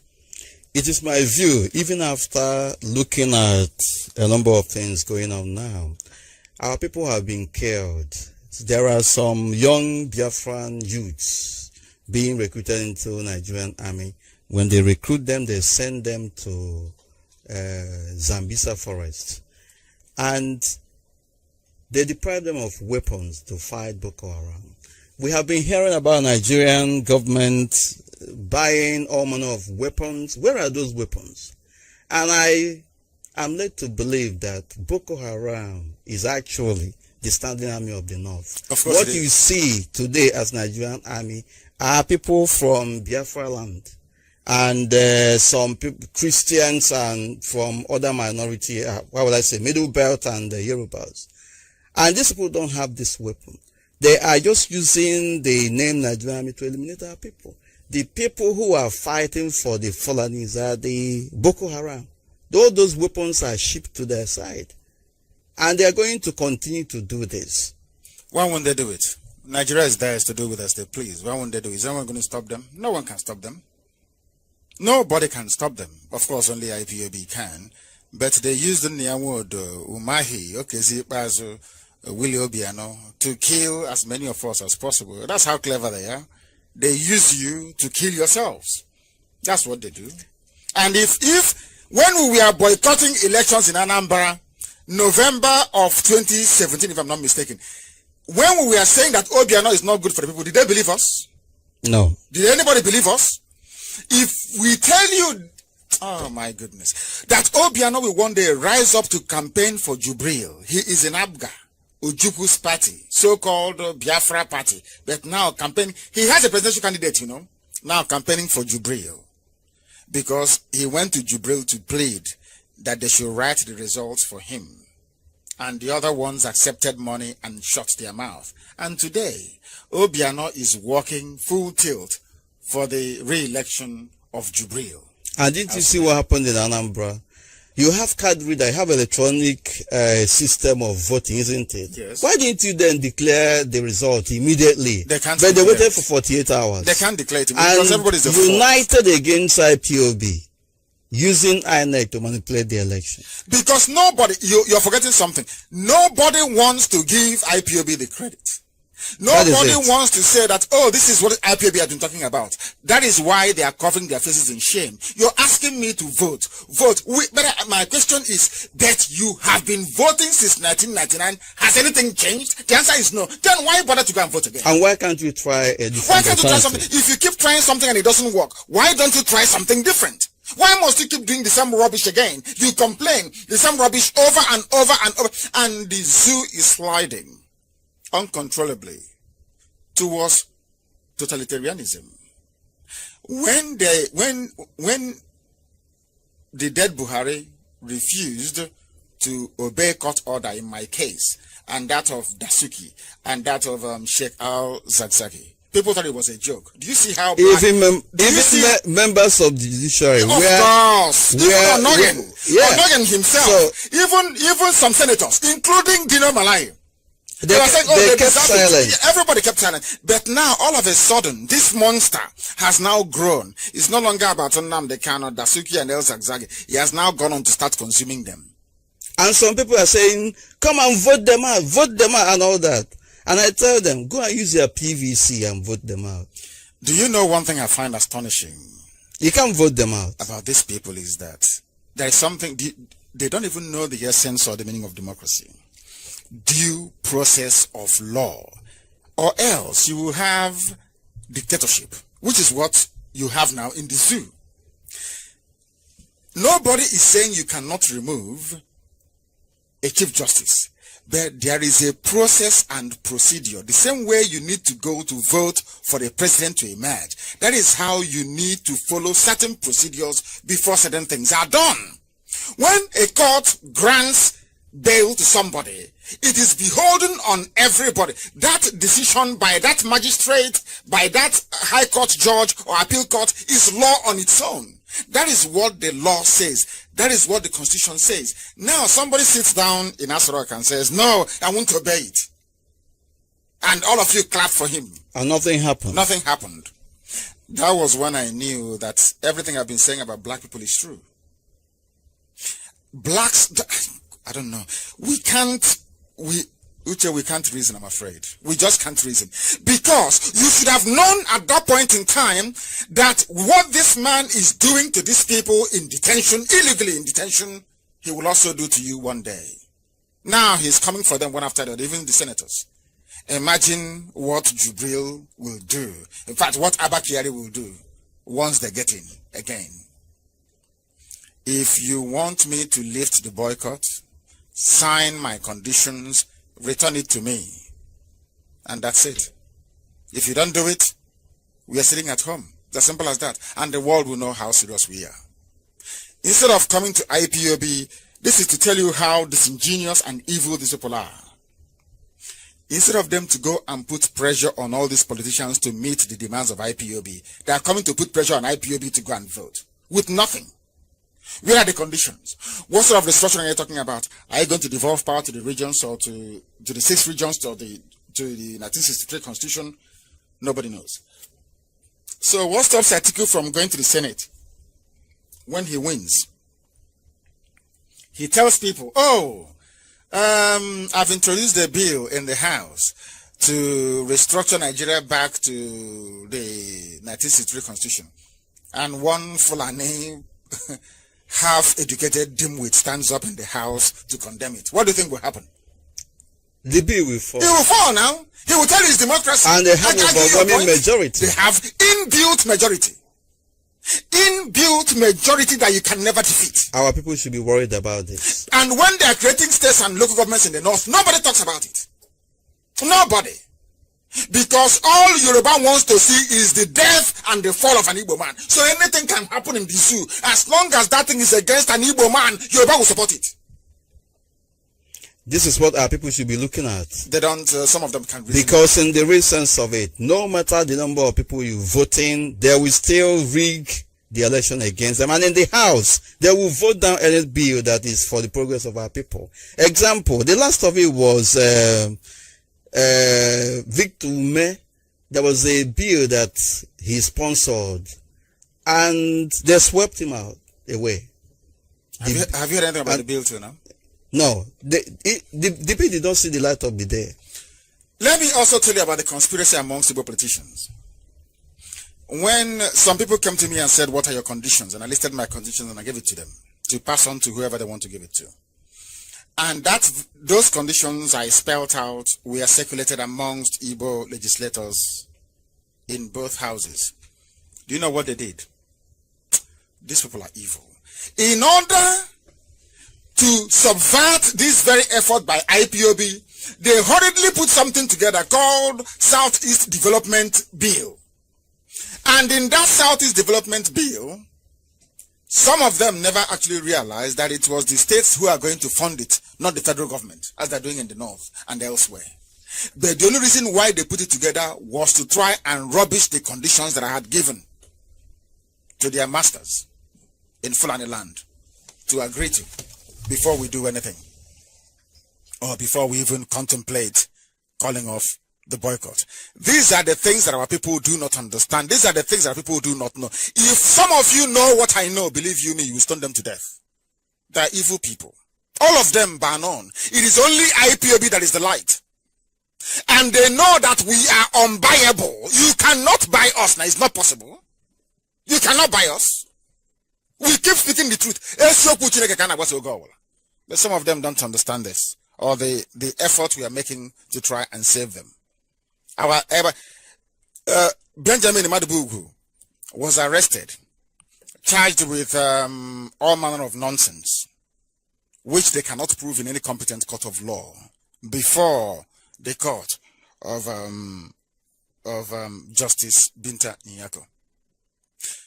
DSS came to his house and carried his vehicles, took the wife's iPhone and laptop, and took those ones to Abuja and shared amongst their wives and their girlfriends in Abuja. Took Madubugu's cars and shared amongst their friends.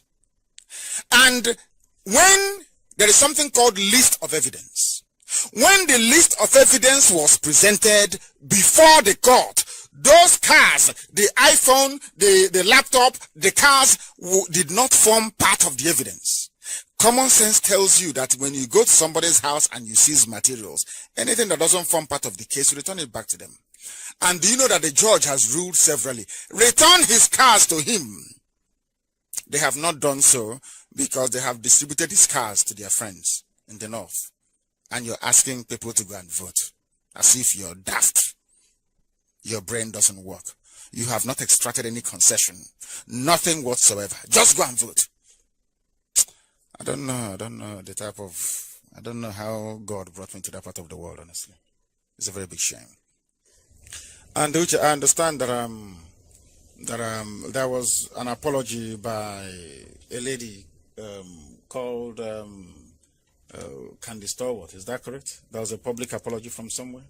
Well, I saw what was written online and signed off by her, okay. But I don't know how authentic it was. It is, I can believe it is authentic, because if it is not, she would have decided by now. So I hereby announce that her suspension or her expulsion has been lifted, and she is once again reintegrated into the family of IPOB worldwide.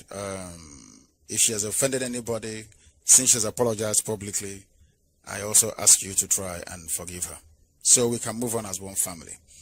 It is also very good, or should I say, that when they realize the errors of their ways and come back, we forgive them, because sometimes they don't know what they're doing. We leave them.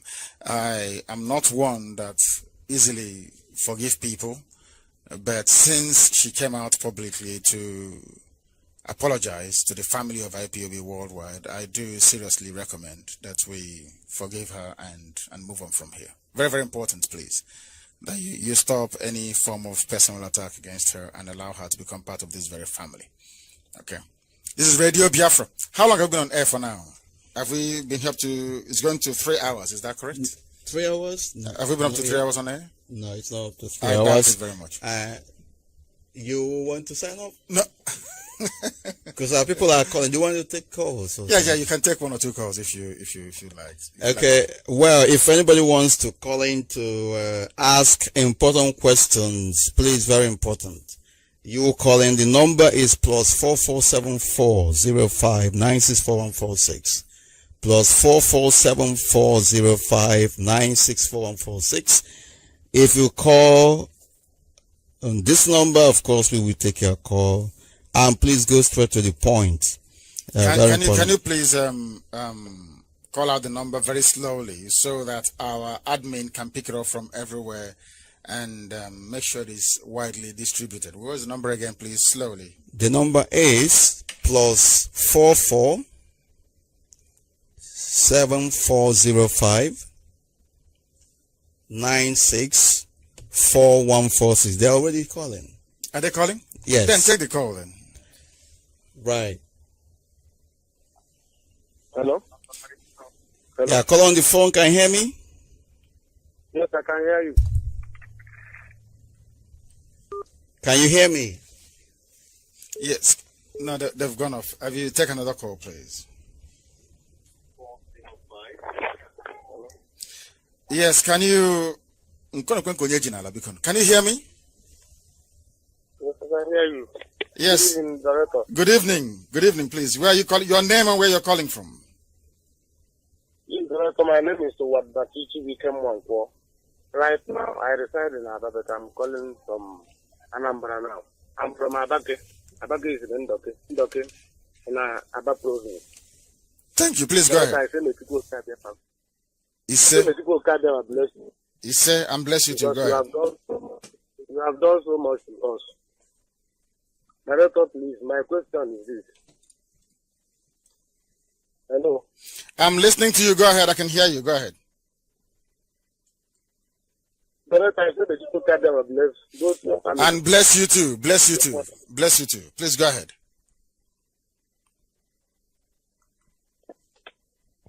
Can you hear? No, they can't. They cannot hear us. They can't. Please take the next person. I think he's waiting. There's always a delay. I keep saying this all the time. There is a delay. The speed of sound is about 800 miles per hour or so. Please. Can you hear me?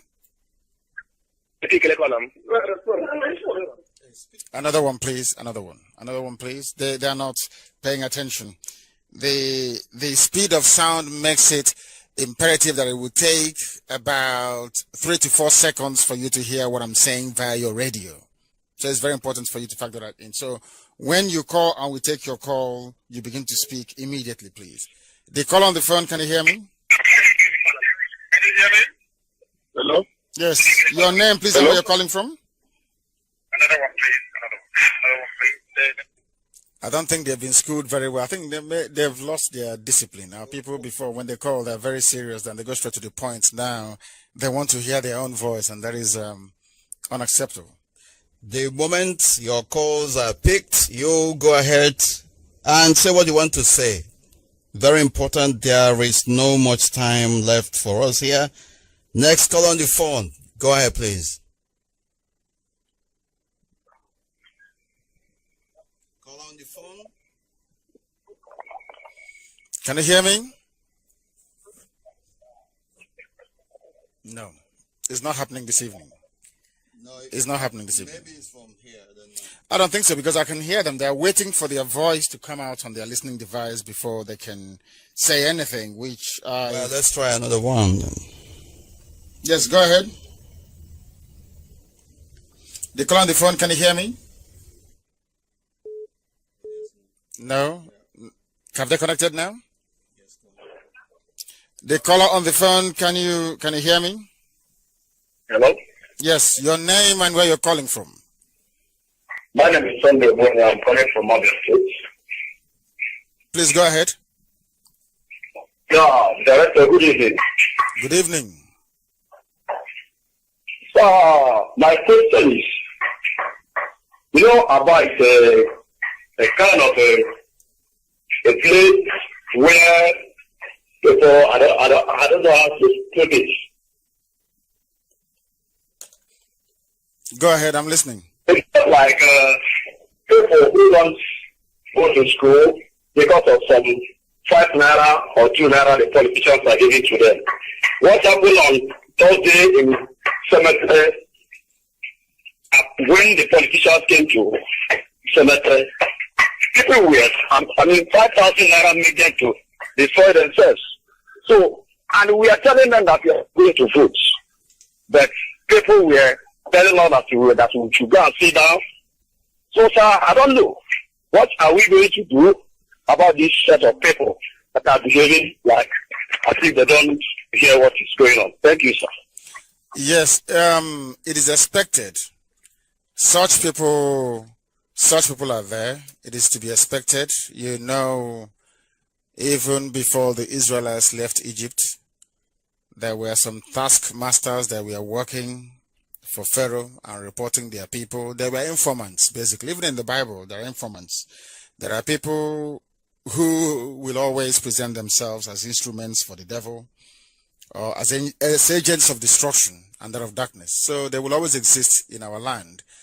The thing is that that is why I keep praying all the time for Chukwukika Abiyama to give us the common sense, the reasoning and the understanding to know that 5,000 naira will finish, but your problems and your suffering will never finish. Again, I keep saying this thing about black people. Reasoning is not one of our strongest points. I keep saying this all the time. In any other part of the world, people would have risen up now in a violent rebellion and revolt against the establishment, But instead, we collect 5,000 naira and say, sit down, I'm going to vote. But tomorrow you start complaining, your wife, is stillborn, child is dead in a hospital, and you're running around looking for money and asking for help, not knowing that within politics, all problems are solved. If you suffer now, you will reap the reward tomorrow, like with everything else in life. But if you accept 5,000 naira to go out and vote on the 16th, then your life will be destroyed completely and totally. There are DSS, army, and police plain clothes in every village. If you catch them, you bury them alive. Our security should be very, very vigilant. If you catch any of them, you bury them alive. We know they're in every village, scouring and scavenging like the animals that they are. If you catch them, you bury them alive. Please, the next person. Is there any other person on the line? Yeah, there is. There is? Okay. Huh? The caller on the phone, can you hear me? And believe.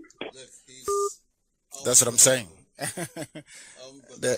They have lost their discipline once again, these people. There's another caller. The caller on the phone, can you hear me? Hello? Yes, can you hear me? Your name and where you're calling from? I am Indonesian. I'm calling from Abakaleke, Yes, go ahead. from a point stage. Thank you. Am I Please go speaking ahead. with the director? Yes, you are, and the whole world as well, because everyone is listening to you. Director, please, God will help you. You say, and you too. God will exalt you. God will lift you.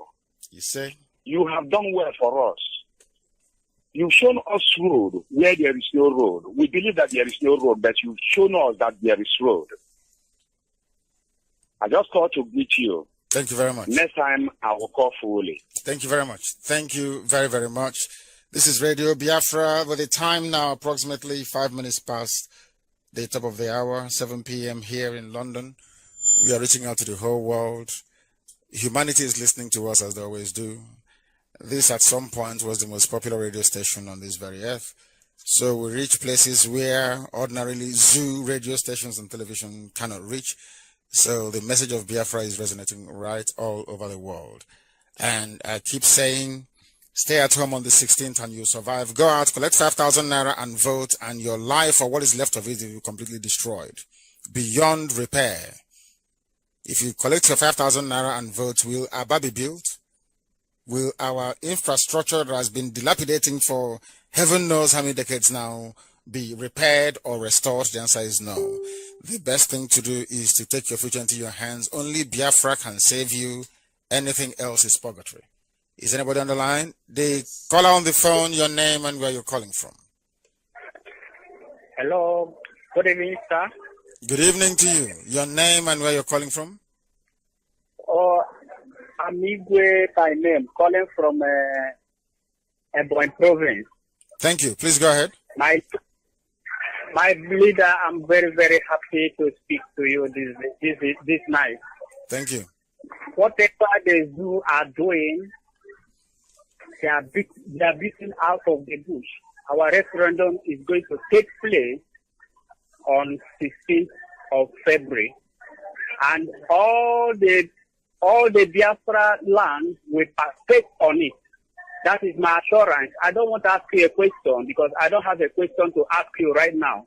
But I'm just telling you that we are much prepared for the seat at home coming 15th February. Thank you very much. And I also thank my deputy leader, Usemefo. Yes. May Yahweh Hoshua, Chukwokika Biama bless you people. In the name of Yahweh Joshua. Issa, thank you very, very much for that. Thank you very much. Richard, have anything to say? Yeah.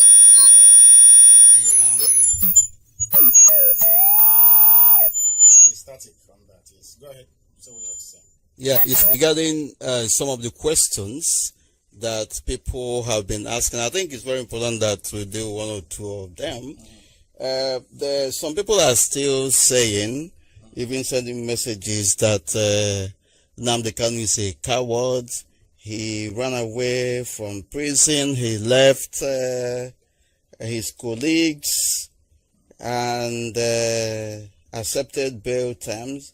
Not only that, he ran away when Python Dance came for him, and now even in Israel, he could not stay there. He has come back to the United Kingdom. That people are dying on his behalf and all that. These are some of the questions. I mean, and then he went ahead to say, is it how a true leader should be behaving? Who is this? Is it one of the people expelled from IPOB? One of the criminals expelled from IPOB? Or... He's no. Well, is he no. Yoruba, This is is he Yoruba on man? Facebook. Is he Yoruba or is he? Usually Igbo name. He is anybody. He could be Yoruba, or Hausa, or one of the traitors chased away from IPOB.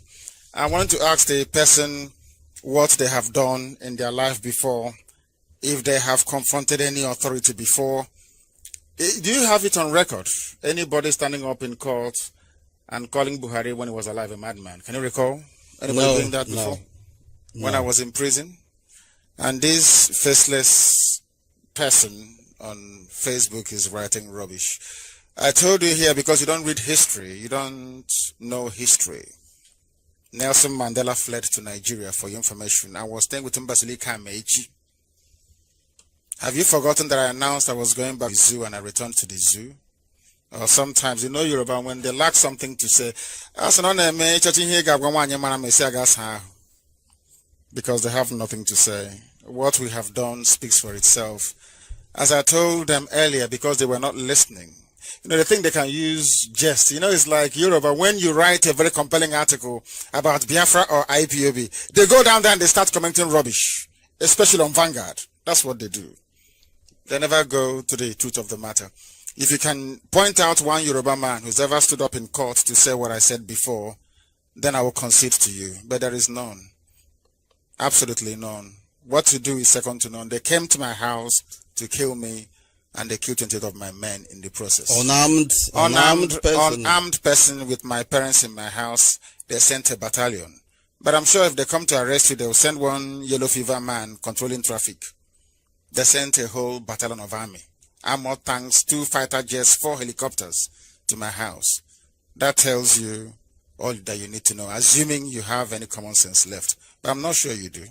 It could be one of those idle gossipers. And Boko Haram is dancing in their territory, and they run down to Biafra land. These are black people in Africa. They cannot reason. Why do you think that we are colonized? Why do you think we are still being colonized till this very day? Why do you think we are drowning in the Mediterranean Sea? Why do you think we are dying in the desert trying to trek to Europe where we can survive? Why do you think we are being deported from all over the world back to Africa? Because we cannot reason properly. And this person have just proven that he cannot reason properly. He didn't ask Wole Soyinka where he was. Bola Ahmed Tinubu that you worship today, do you know where he ran to? Did anybody come to his house? The answer is no. But he fled all the same. John Akina, they fled, isn't it? Everybody did, except Ekwueme that stood by. I went home. I confronted the zoo. I went to their court. I defeated them. I broke 6 cordons of the army. At Abakaliki, I went to Ekulobi and I broke them into pieces. And I held my rally and I left. They couldn't contain me until they sent the army. Only when Nyanwodo, Okezi Bazo, Dave Omahi, and Obiano signed that I should be killed did they come to my house. So go and research your facts very clearly. And if you're a human being, you come out direct and call me live on Radio Biafra so I can decimate you. Please go ahead. Anyone else? Yes. There is another question of the election boycott. They are saying that the IPOB has shot herself in the legs for...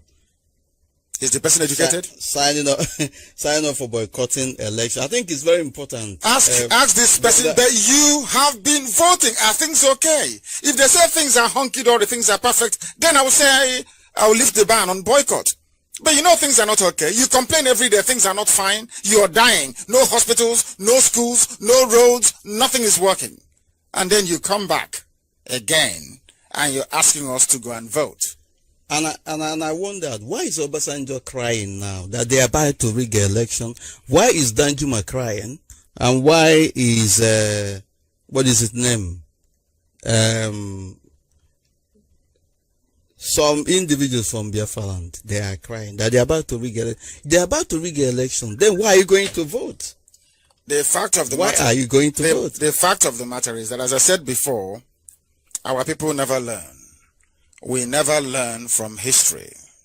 because history are not taught in schools. You know, somebody is coming, oh, you are this. So you want me to go to war. And I said, I'm coming and I'll bring hell with me. When the right time comes, you will see it.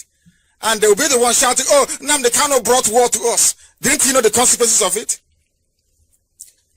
Please forget those people. It reminds me of what somebody wrote on Facebook concerning Solomon. And what's the name of that very person? And I want to announce it categorically live on air that there is nothing called IPOB in Scotland to start with. And if they ever existed, they have been abolished tonight.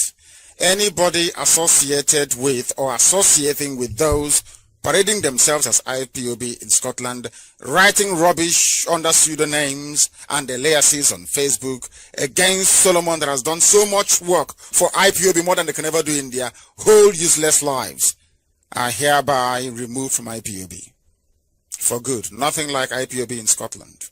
If you want to gossip maliciously, you take it elsewhere. There are I've been hearing about IPOB in Scotland, but recruited by Indian World and all the rest of them. There's something called IPOB in Scotland. IPOB in Scotland. This person is saying that since the definition of referendum has to do with going to the polls, that is where people vote to decide what is sitting at home. And my goodness me. Referendum and plebiscite are the same thing. Please, for the information of those who do not know, it doesn't imply physically going out to vote. Protest, exactly. There are various mechanisms for conducting a plebiscite or referendum. Ours is more akin to a plebiscite than a referendum, but once you get into it now, their brain will become scrambled. They cannot reconcile both. So let's stick to the word referendum. Referendum can be conducted or held in different ways or forms. Boycott is a very potent weapon. Please go back to your history books. Type in Awolowo, 1964, election boycott.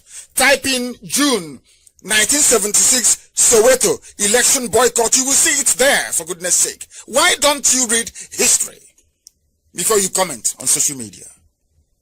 My goodness. And the reason why you go to vote is to ascertain the number of people who actually went for it. We have a way of knowing the number of people or the size of the people that responded or not. The fact of the matter is that most of our people or modalities are not schooled enough on the modalities of freedom fighting and how you can accomplish. Ours is civil disobedience. We will not say that. Civil disobedience. Civil disobedience, that is what we are deploying. And abstaining from the polls is one of it. If you want to go and vote, then you have no right to complain afterwards that things are difficult for you. Of course. Any more questions, or do you want us to take a call? Yeah, let's take a call. The caller on the phone, can you hear me?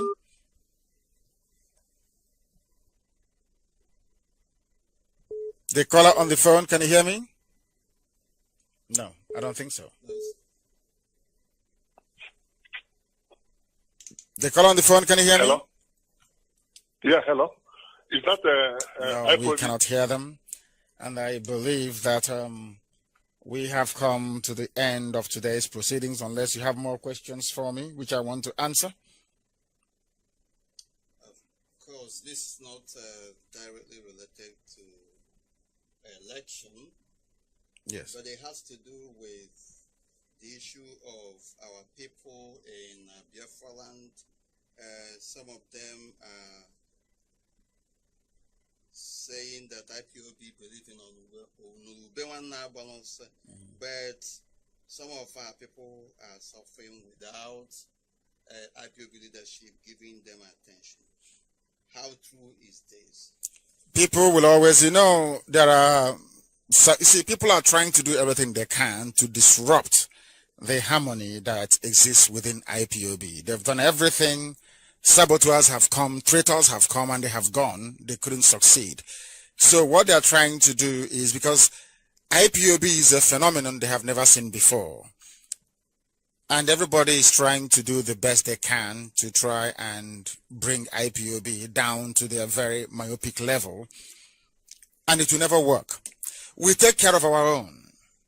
Our legal department is the most expensive and the busiest. No one is abandoned. We look for our people and we bring them out.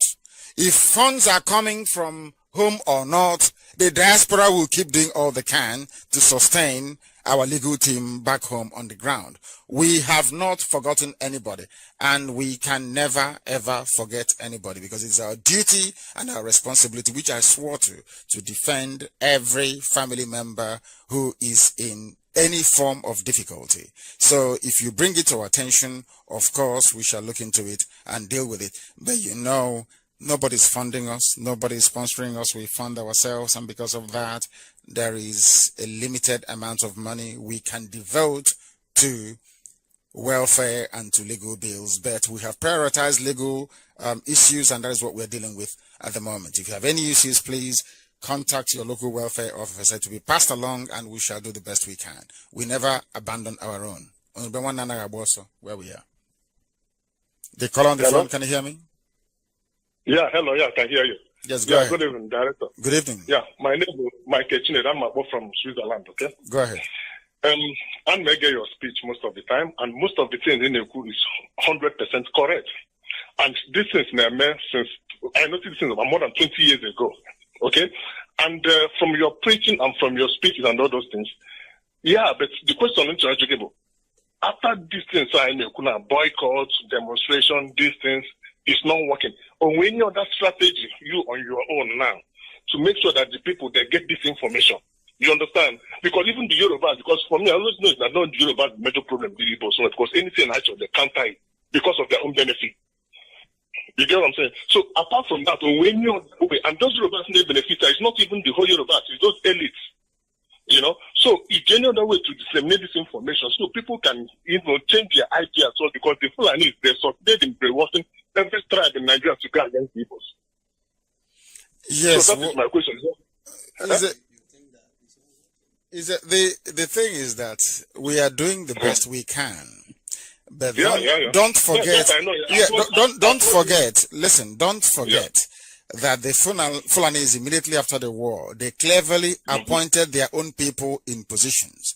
Everybody you see emerging in our place, either as a governor, as a senator, as a House of Reps member, or even in Ohaneze, we are all prearranged by Fulani Caliphate. They know those to bring. That's true. Now, there is something called consistency. This damage has been done for nearly 50 years, and we are trying to repair it. And for the past 6 years, we've been on air trying to fix it. And 4 of those past 6 years have been in prison or incommunicado. Do you understand? No, but so effectively... One second, please. Yeah. Let me tell you, for this last 6 years, you've been disseminating this information. Let me tell you, the information is going, but you know, it's like drip. But people are aware, unlike like 10 years ago. But this communication for past 6 years, only the people are aware of what is happening. So don't think that the communication, or maybe the broadcasting, and people are not listening. Only many of us, because before when I make this argument, people say this guy is he mad or is he crazy, you know? But with this your broadcast, only people are there away and then. You know, because there's common thing, like for me, like for some of us, you have a house as an Igbo man, alone on your village, maybe in Anambra State or so.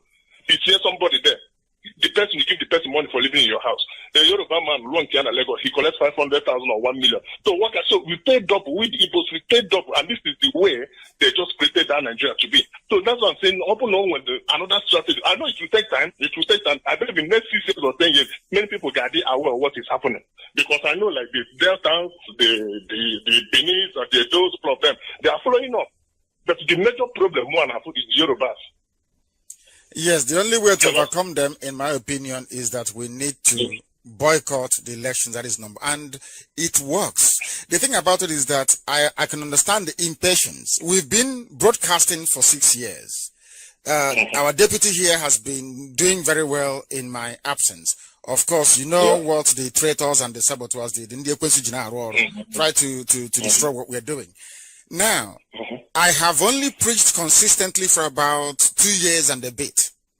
But I'm very glad that you said that this very message is sinking in. What I'm doing is to appeal to the sense of the average decent Yoruba person to rise above their tribal instinct. to see that the problem that they are facing, that others are facing it as well, and that collectively we can fight to go our separate ways and then look for some other ways to cooperate somewhere down the line in the future. The plans that we have, I cannot disclose live on air. That's what we've been accused of before. Every plan we have, we come on air and we announce it and our enemies will know. But I can assure you, we are getting there very slowly but surely. And once it happens, the world will hear about it.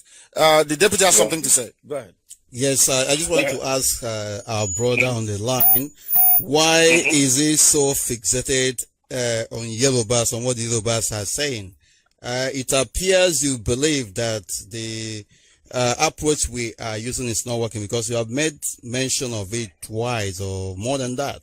You said we have let me just, I'm asking you a question. You appear to be acquiescing to that particular position that the boycott, you mentioned that, and the protests are not working. That is why you are asking about alternative ways. In your own estimation, do you think that what we are doing is not working? And what is the next alternative? You should have an alternative for you, for you to be saying that what we are saying is not working. No. Brother, what you're talking is, you're right, okay? So, for me, we are just telling ourselves the truth. I can go my hands up, Sometimes when you are fighting something, you don't use one strategy, you have different strategy. It's like this strategy is not working. So that's what I'm trying to say. It's not that boycotting doesn't mean that it's not working or whatever. My brother, sorry, we don't have much time. What is the effective way we should be adopting in order to get to our final destination? Because it appears that the boycotting, the protests have not been working. What is, in your own opinion, the appropriate and the best method to use? You know why I'm doubting this boycotting? Sometimes, I'm sorry to use this word, but I'm doubting because in what China, and with a lot of regions, and with the Yoruba region, and with the outside region, you get what I'm saying? So I'm not able to boycott properly. It's like to work against us. Most of us, we are not 100%. Some of people are not, 50-50, something like that. So we're not going to know a situation whereby not only indeed or not there. We can take that decision. So you see now 2 against 1, you see, that's what I say, open up multiple, fronts, boycott, demonstration, sensitizing the people, keep on putting the pressure. What you guys are doing, you are doing marvelously well. Even very, very okay. Hello? We are listening. Go ahead. And are you not part of us? You say what you guys are doing. What? You are No. I think we should, maybe he has a suggestion. He will give us a suggestion when he finishes. No, leadership. You are the leadership. You are the leadership. You are the leadership. So we are following guys. We are followers. You are the leadership. So we have to give you guys the respect and things like that. So that's why what's the idea, what's the agenda, then we follow it up. So that's what you guys are doing. Not that I'm an outsider, I'm an insider too. So that's what I'm calling. So the thing is okay. No, so for me that is the problem because sometimes when we try to with good strategies, then sometimes it's been sabotaged by the Yorubas. And sometimes when they say they give you presidency or whatever, we don't even need to be president for us to be better. No, just restructure the data. I know when you had problem with the authorities, then when you left Nigeria, they were talking about restructuring, but all of a sudden the thing just died down. Because I'm not there because I was away for a while, so there's no pressure there from us. So that is why they stopped talking about it. But we are not interested in restructuring. We want to be free. Let me tell you something. It doesn't matter what the Yorubas do or what the other people do. What matters is what we do and our consistency. Consistency is the key. As I said before, an average Biafran man comes with a trader mentality. Profit or loss. I want my gain now, or I want to know what my loss is now. We don't strategize. It is not long term. Most of the things we're doing in IPOB is long term. We have short term, we have medium term goals, and we have long term goals. And all of them are working in tandem to deliver one inescapable outcome, and that is the freedom for Biafra. I will ask our people to be a little bit more patient because after this, when everything else fails, we'll have to fight our way out of the mess that we are in. That is what history teaches us. And that is what we are likely to do in the near future. So we need to, listen, it's very important that we prepare the minds of our people for that. Because our people we are very Republican by nature. Everything we do within IPOB is geared towards making sure we carry everybody, or at least the majority of our people, along in all that we do. It is very, very critical we understand this. We cannot be running 10,000 miles ahead, and when we look back, our people are not there with us. We need to explain every day, every morning, every night, to try to make people understand what we are doing and to take them along with us. There are some things we cannot hide from you, that is true, because of a very inquisitive Republican nature of wanting everything to be out in the open. But we must also be conscious of this very fact that we are surrounded by enemies. And we must proceed with caution. And that's exactly what we are trying to do. Director, one more question, please. Go ahead. Like what you said before, that we are preparing, I can guarantee that you prepare the minds of the Easterners, the Igbos, the Biafrans now. I can guarantee you that. Are you sure? I can tell you that. Because some of the things, when they say sit at home, people they respond. You know, when they say this, people they respond. But will they go to war? Will they go to war as they are coming? Let me give you an example.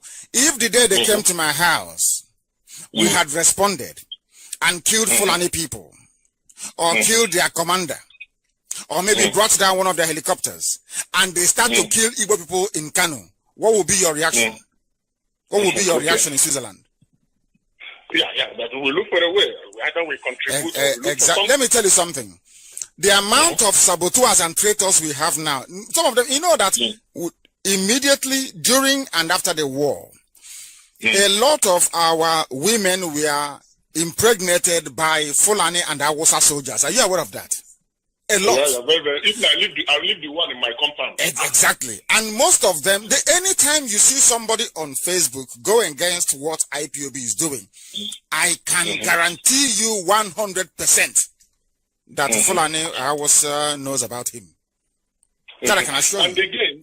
And listen. So if we go to war now to be free, to defend ourselves, to be free, the amount of saboteurs we are going to contend with will be almost 100% more than what Ojukwu faced between 67 and 70. And then they were deadly. Imagine what they can do now. Imagine what they can do now. What we need to do is to focus on ourselves. Forget Yoruba. Forget what our Hausa people are doing. We focus on Biafra and carry out our strategy, our approach until we are free. Let us not concern ourselves with those people. Yeah, Director, look at what I'm suggesting. For me, again, just a suggestion, okay? Like everything, since you have succeeded in sensitizing us now about this. No, do you think, I keep asking you this question, is the sensitization enough to follow me to go to war? The answer is no. Is it enough for us to go to war now? It's not. Ordinary referendum, they are finding it difficult. Because of 5,000 naira, they cannot sit in one place for 12 hours. Imagine going to war. Good, yeah, no, wait, Director, listen. You have to, like as a leader, you have to have that patience. It's not easy. When you talk about saboteurs, anywhere there is war, there are saboteurs all over the world. It's not peculiar with Biafrans or Nigerians or whatever. But what I'm trying to suggest is that if like the situation now, like you said, okay, now referendum because of 5,000. What if we want to, we have our this, but let's go through a political wing to know whether we can consolidate, because with that political wing, we can say, okay, this is the policy of our party, this is what we want to achieve. Anybody who wants to join the political party, you join, but you must follow our procedures and things like that, and our system and our manifesto and things like that. I agree with you. In a civilized country, am I more popular than Ojukwu, our head of state? I'm not up to his shoes or his stockings. I'm not up to his fingernail. You are more popular because you are age now. You are in a modern age. You have information can easily disseminate all over the place. Bring time of we don't have this kind of communication. Exactly.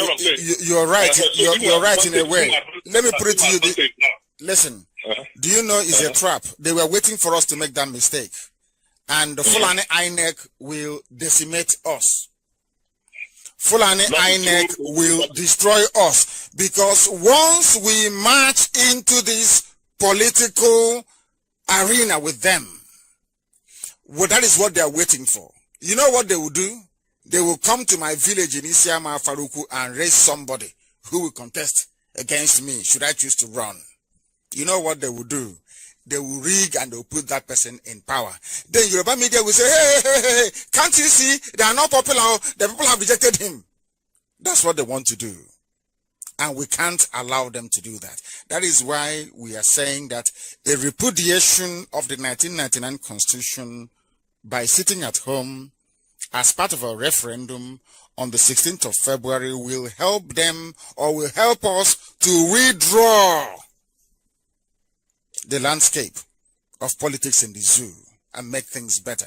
Without an equal playing field, nothing is ever going to happen. And on that note, we bring today's proceedings to a close. We bring it to a close.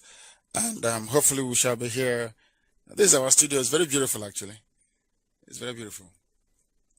We shall try and make sure that we are here again next week, Saturday. Even before then, to preach this very gospel. All those questions that you have, keep bringing them. You know we are interactive all the time because we want to exchange views and ideas. If you defeat us, we will go with your views. If we defeat you, you come with us. That's what we believe in. All this tittle-tattle is meaningless and useless. We have answers for almost everything that you throw at us. Because before we take any definitive stance, we have thought about it long and hard. But let me remind you this. Sabo will never stop trying. They will keep trying all they can to discourage you. But I welcome it, because that tells me who the hardcores are, or who the flimsy ones are. And since we chased them away, those criminals, have they made any headway? No. If they don't mention Nnamdi Kanu or IPOB, they remain irrelevant. That's how important we are. So for them to be listened to, any nonsense you write, any video clip you make, you must mention IPOB. You must mention Nnamdi Kanu, because without those two names, nobody will listen to you. That tells you how formidable we are. Thank you all for listening. And on behalf of our deputy here, Mazi Nnamdi, and Ozoka is also here too. Do you have an announcement to make? What do you want to say? Do you have a meeting? On the 9th, there's a meeting. Is it London or the whole of UK? At the usual place. Forest Gate on the 9th. On the 9th. I think people are upset that you've not informed them that I've arrived. People are angry that our deputy has actually told them that I've arrived. You need to tell them. And can you liaise with the UK coordinator and make it a UK-wide meeting so I can address our people here? Okay? Send messages, okay. Gather them together so we can have a family meeting. Only for the hardcores, please. For hardcore, not for everybody. Coming 9th, yeah. Yeah, let's do it on the 9th. It's possible. Okay. So I'll be there at the meeting. We'll be there at the meeting. Thank you, sir. Yes. So we shall be broadcasting. Yes. We'll broadcast live from there. And I want far more difficult questions, not questions fueled by jealousy, because they can't be yours, can they? We are IPOB. We lead IPOB. So I can understand the natural jealousy, but you can't be yours. Because Chukwuka Kabiyama asked me to come and do this job, not man. So I thank you all for listening. And of course, we shall see you next week. From me, from here, and on behalf of the deputy as well, and the entirety of IPOB family worldwide, it is good evening.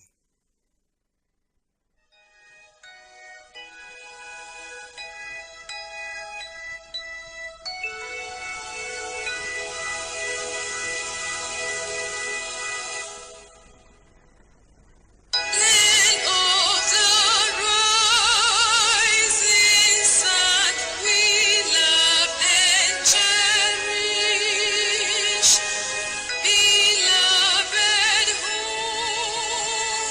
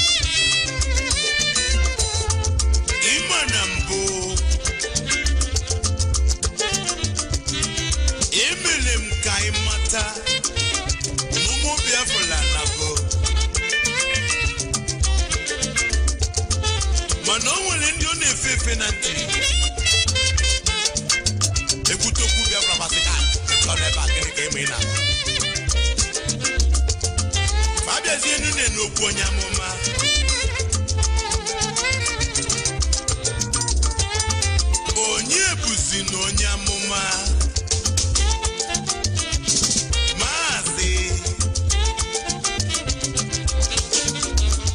Nnamdi Kanu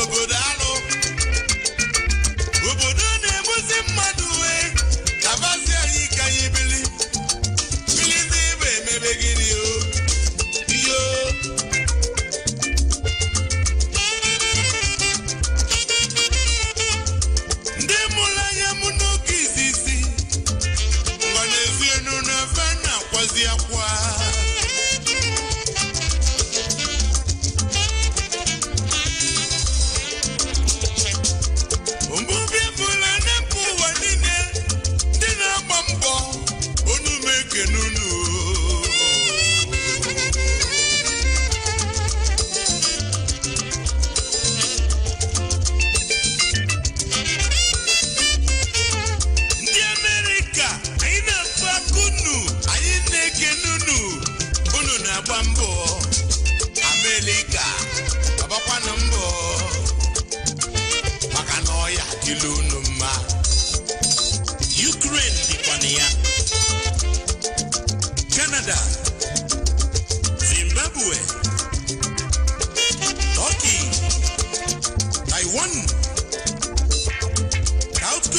Senegal. So we don't know to make it no.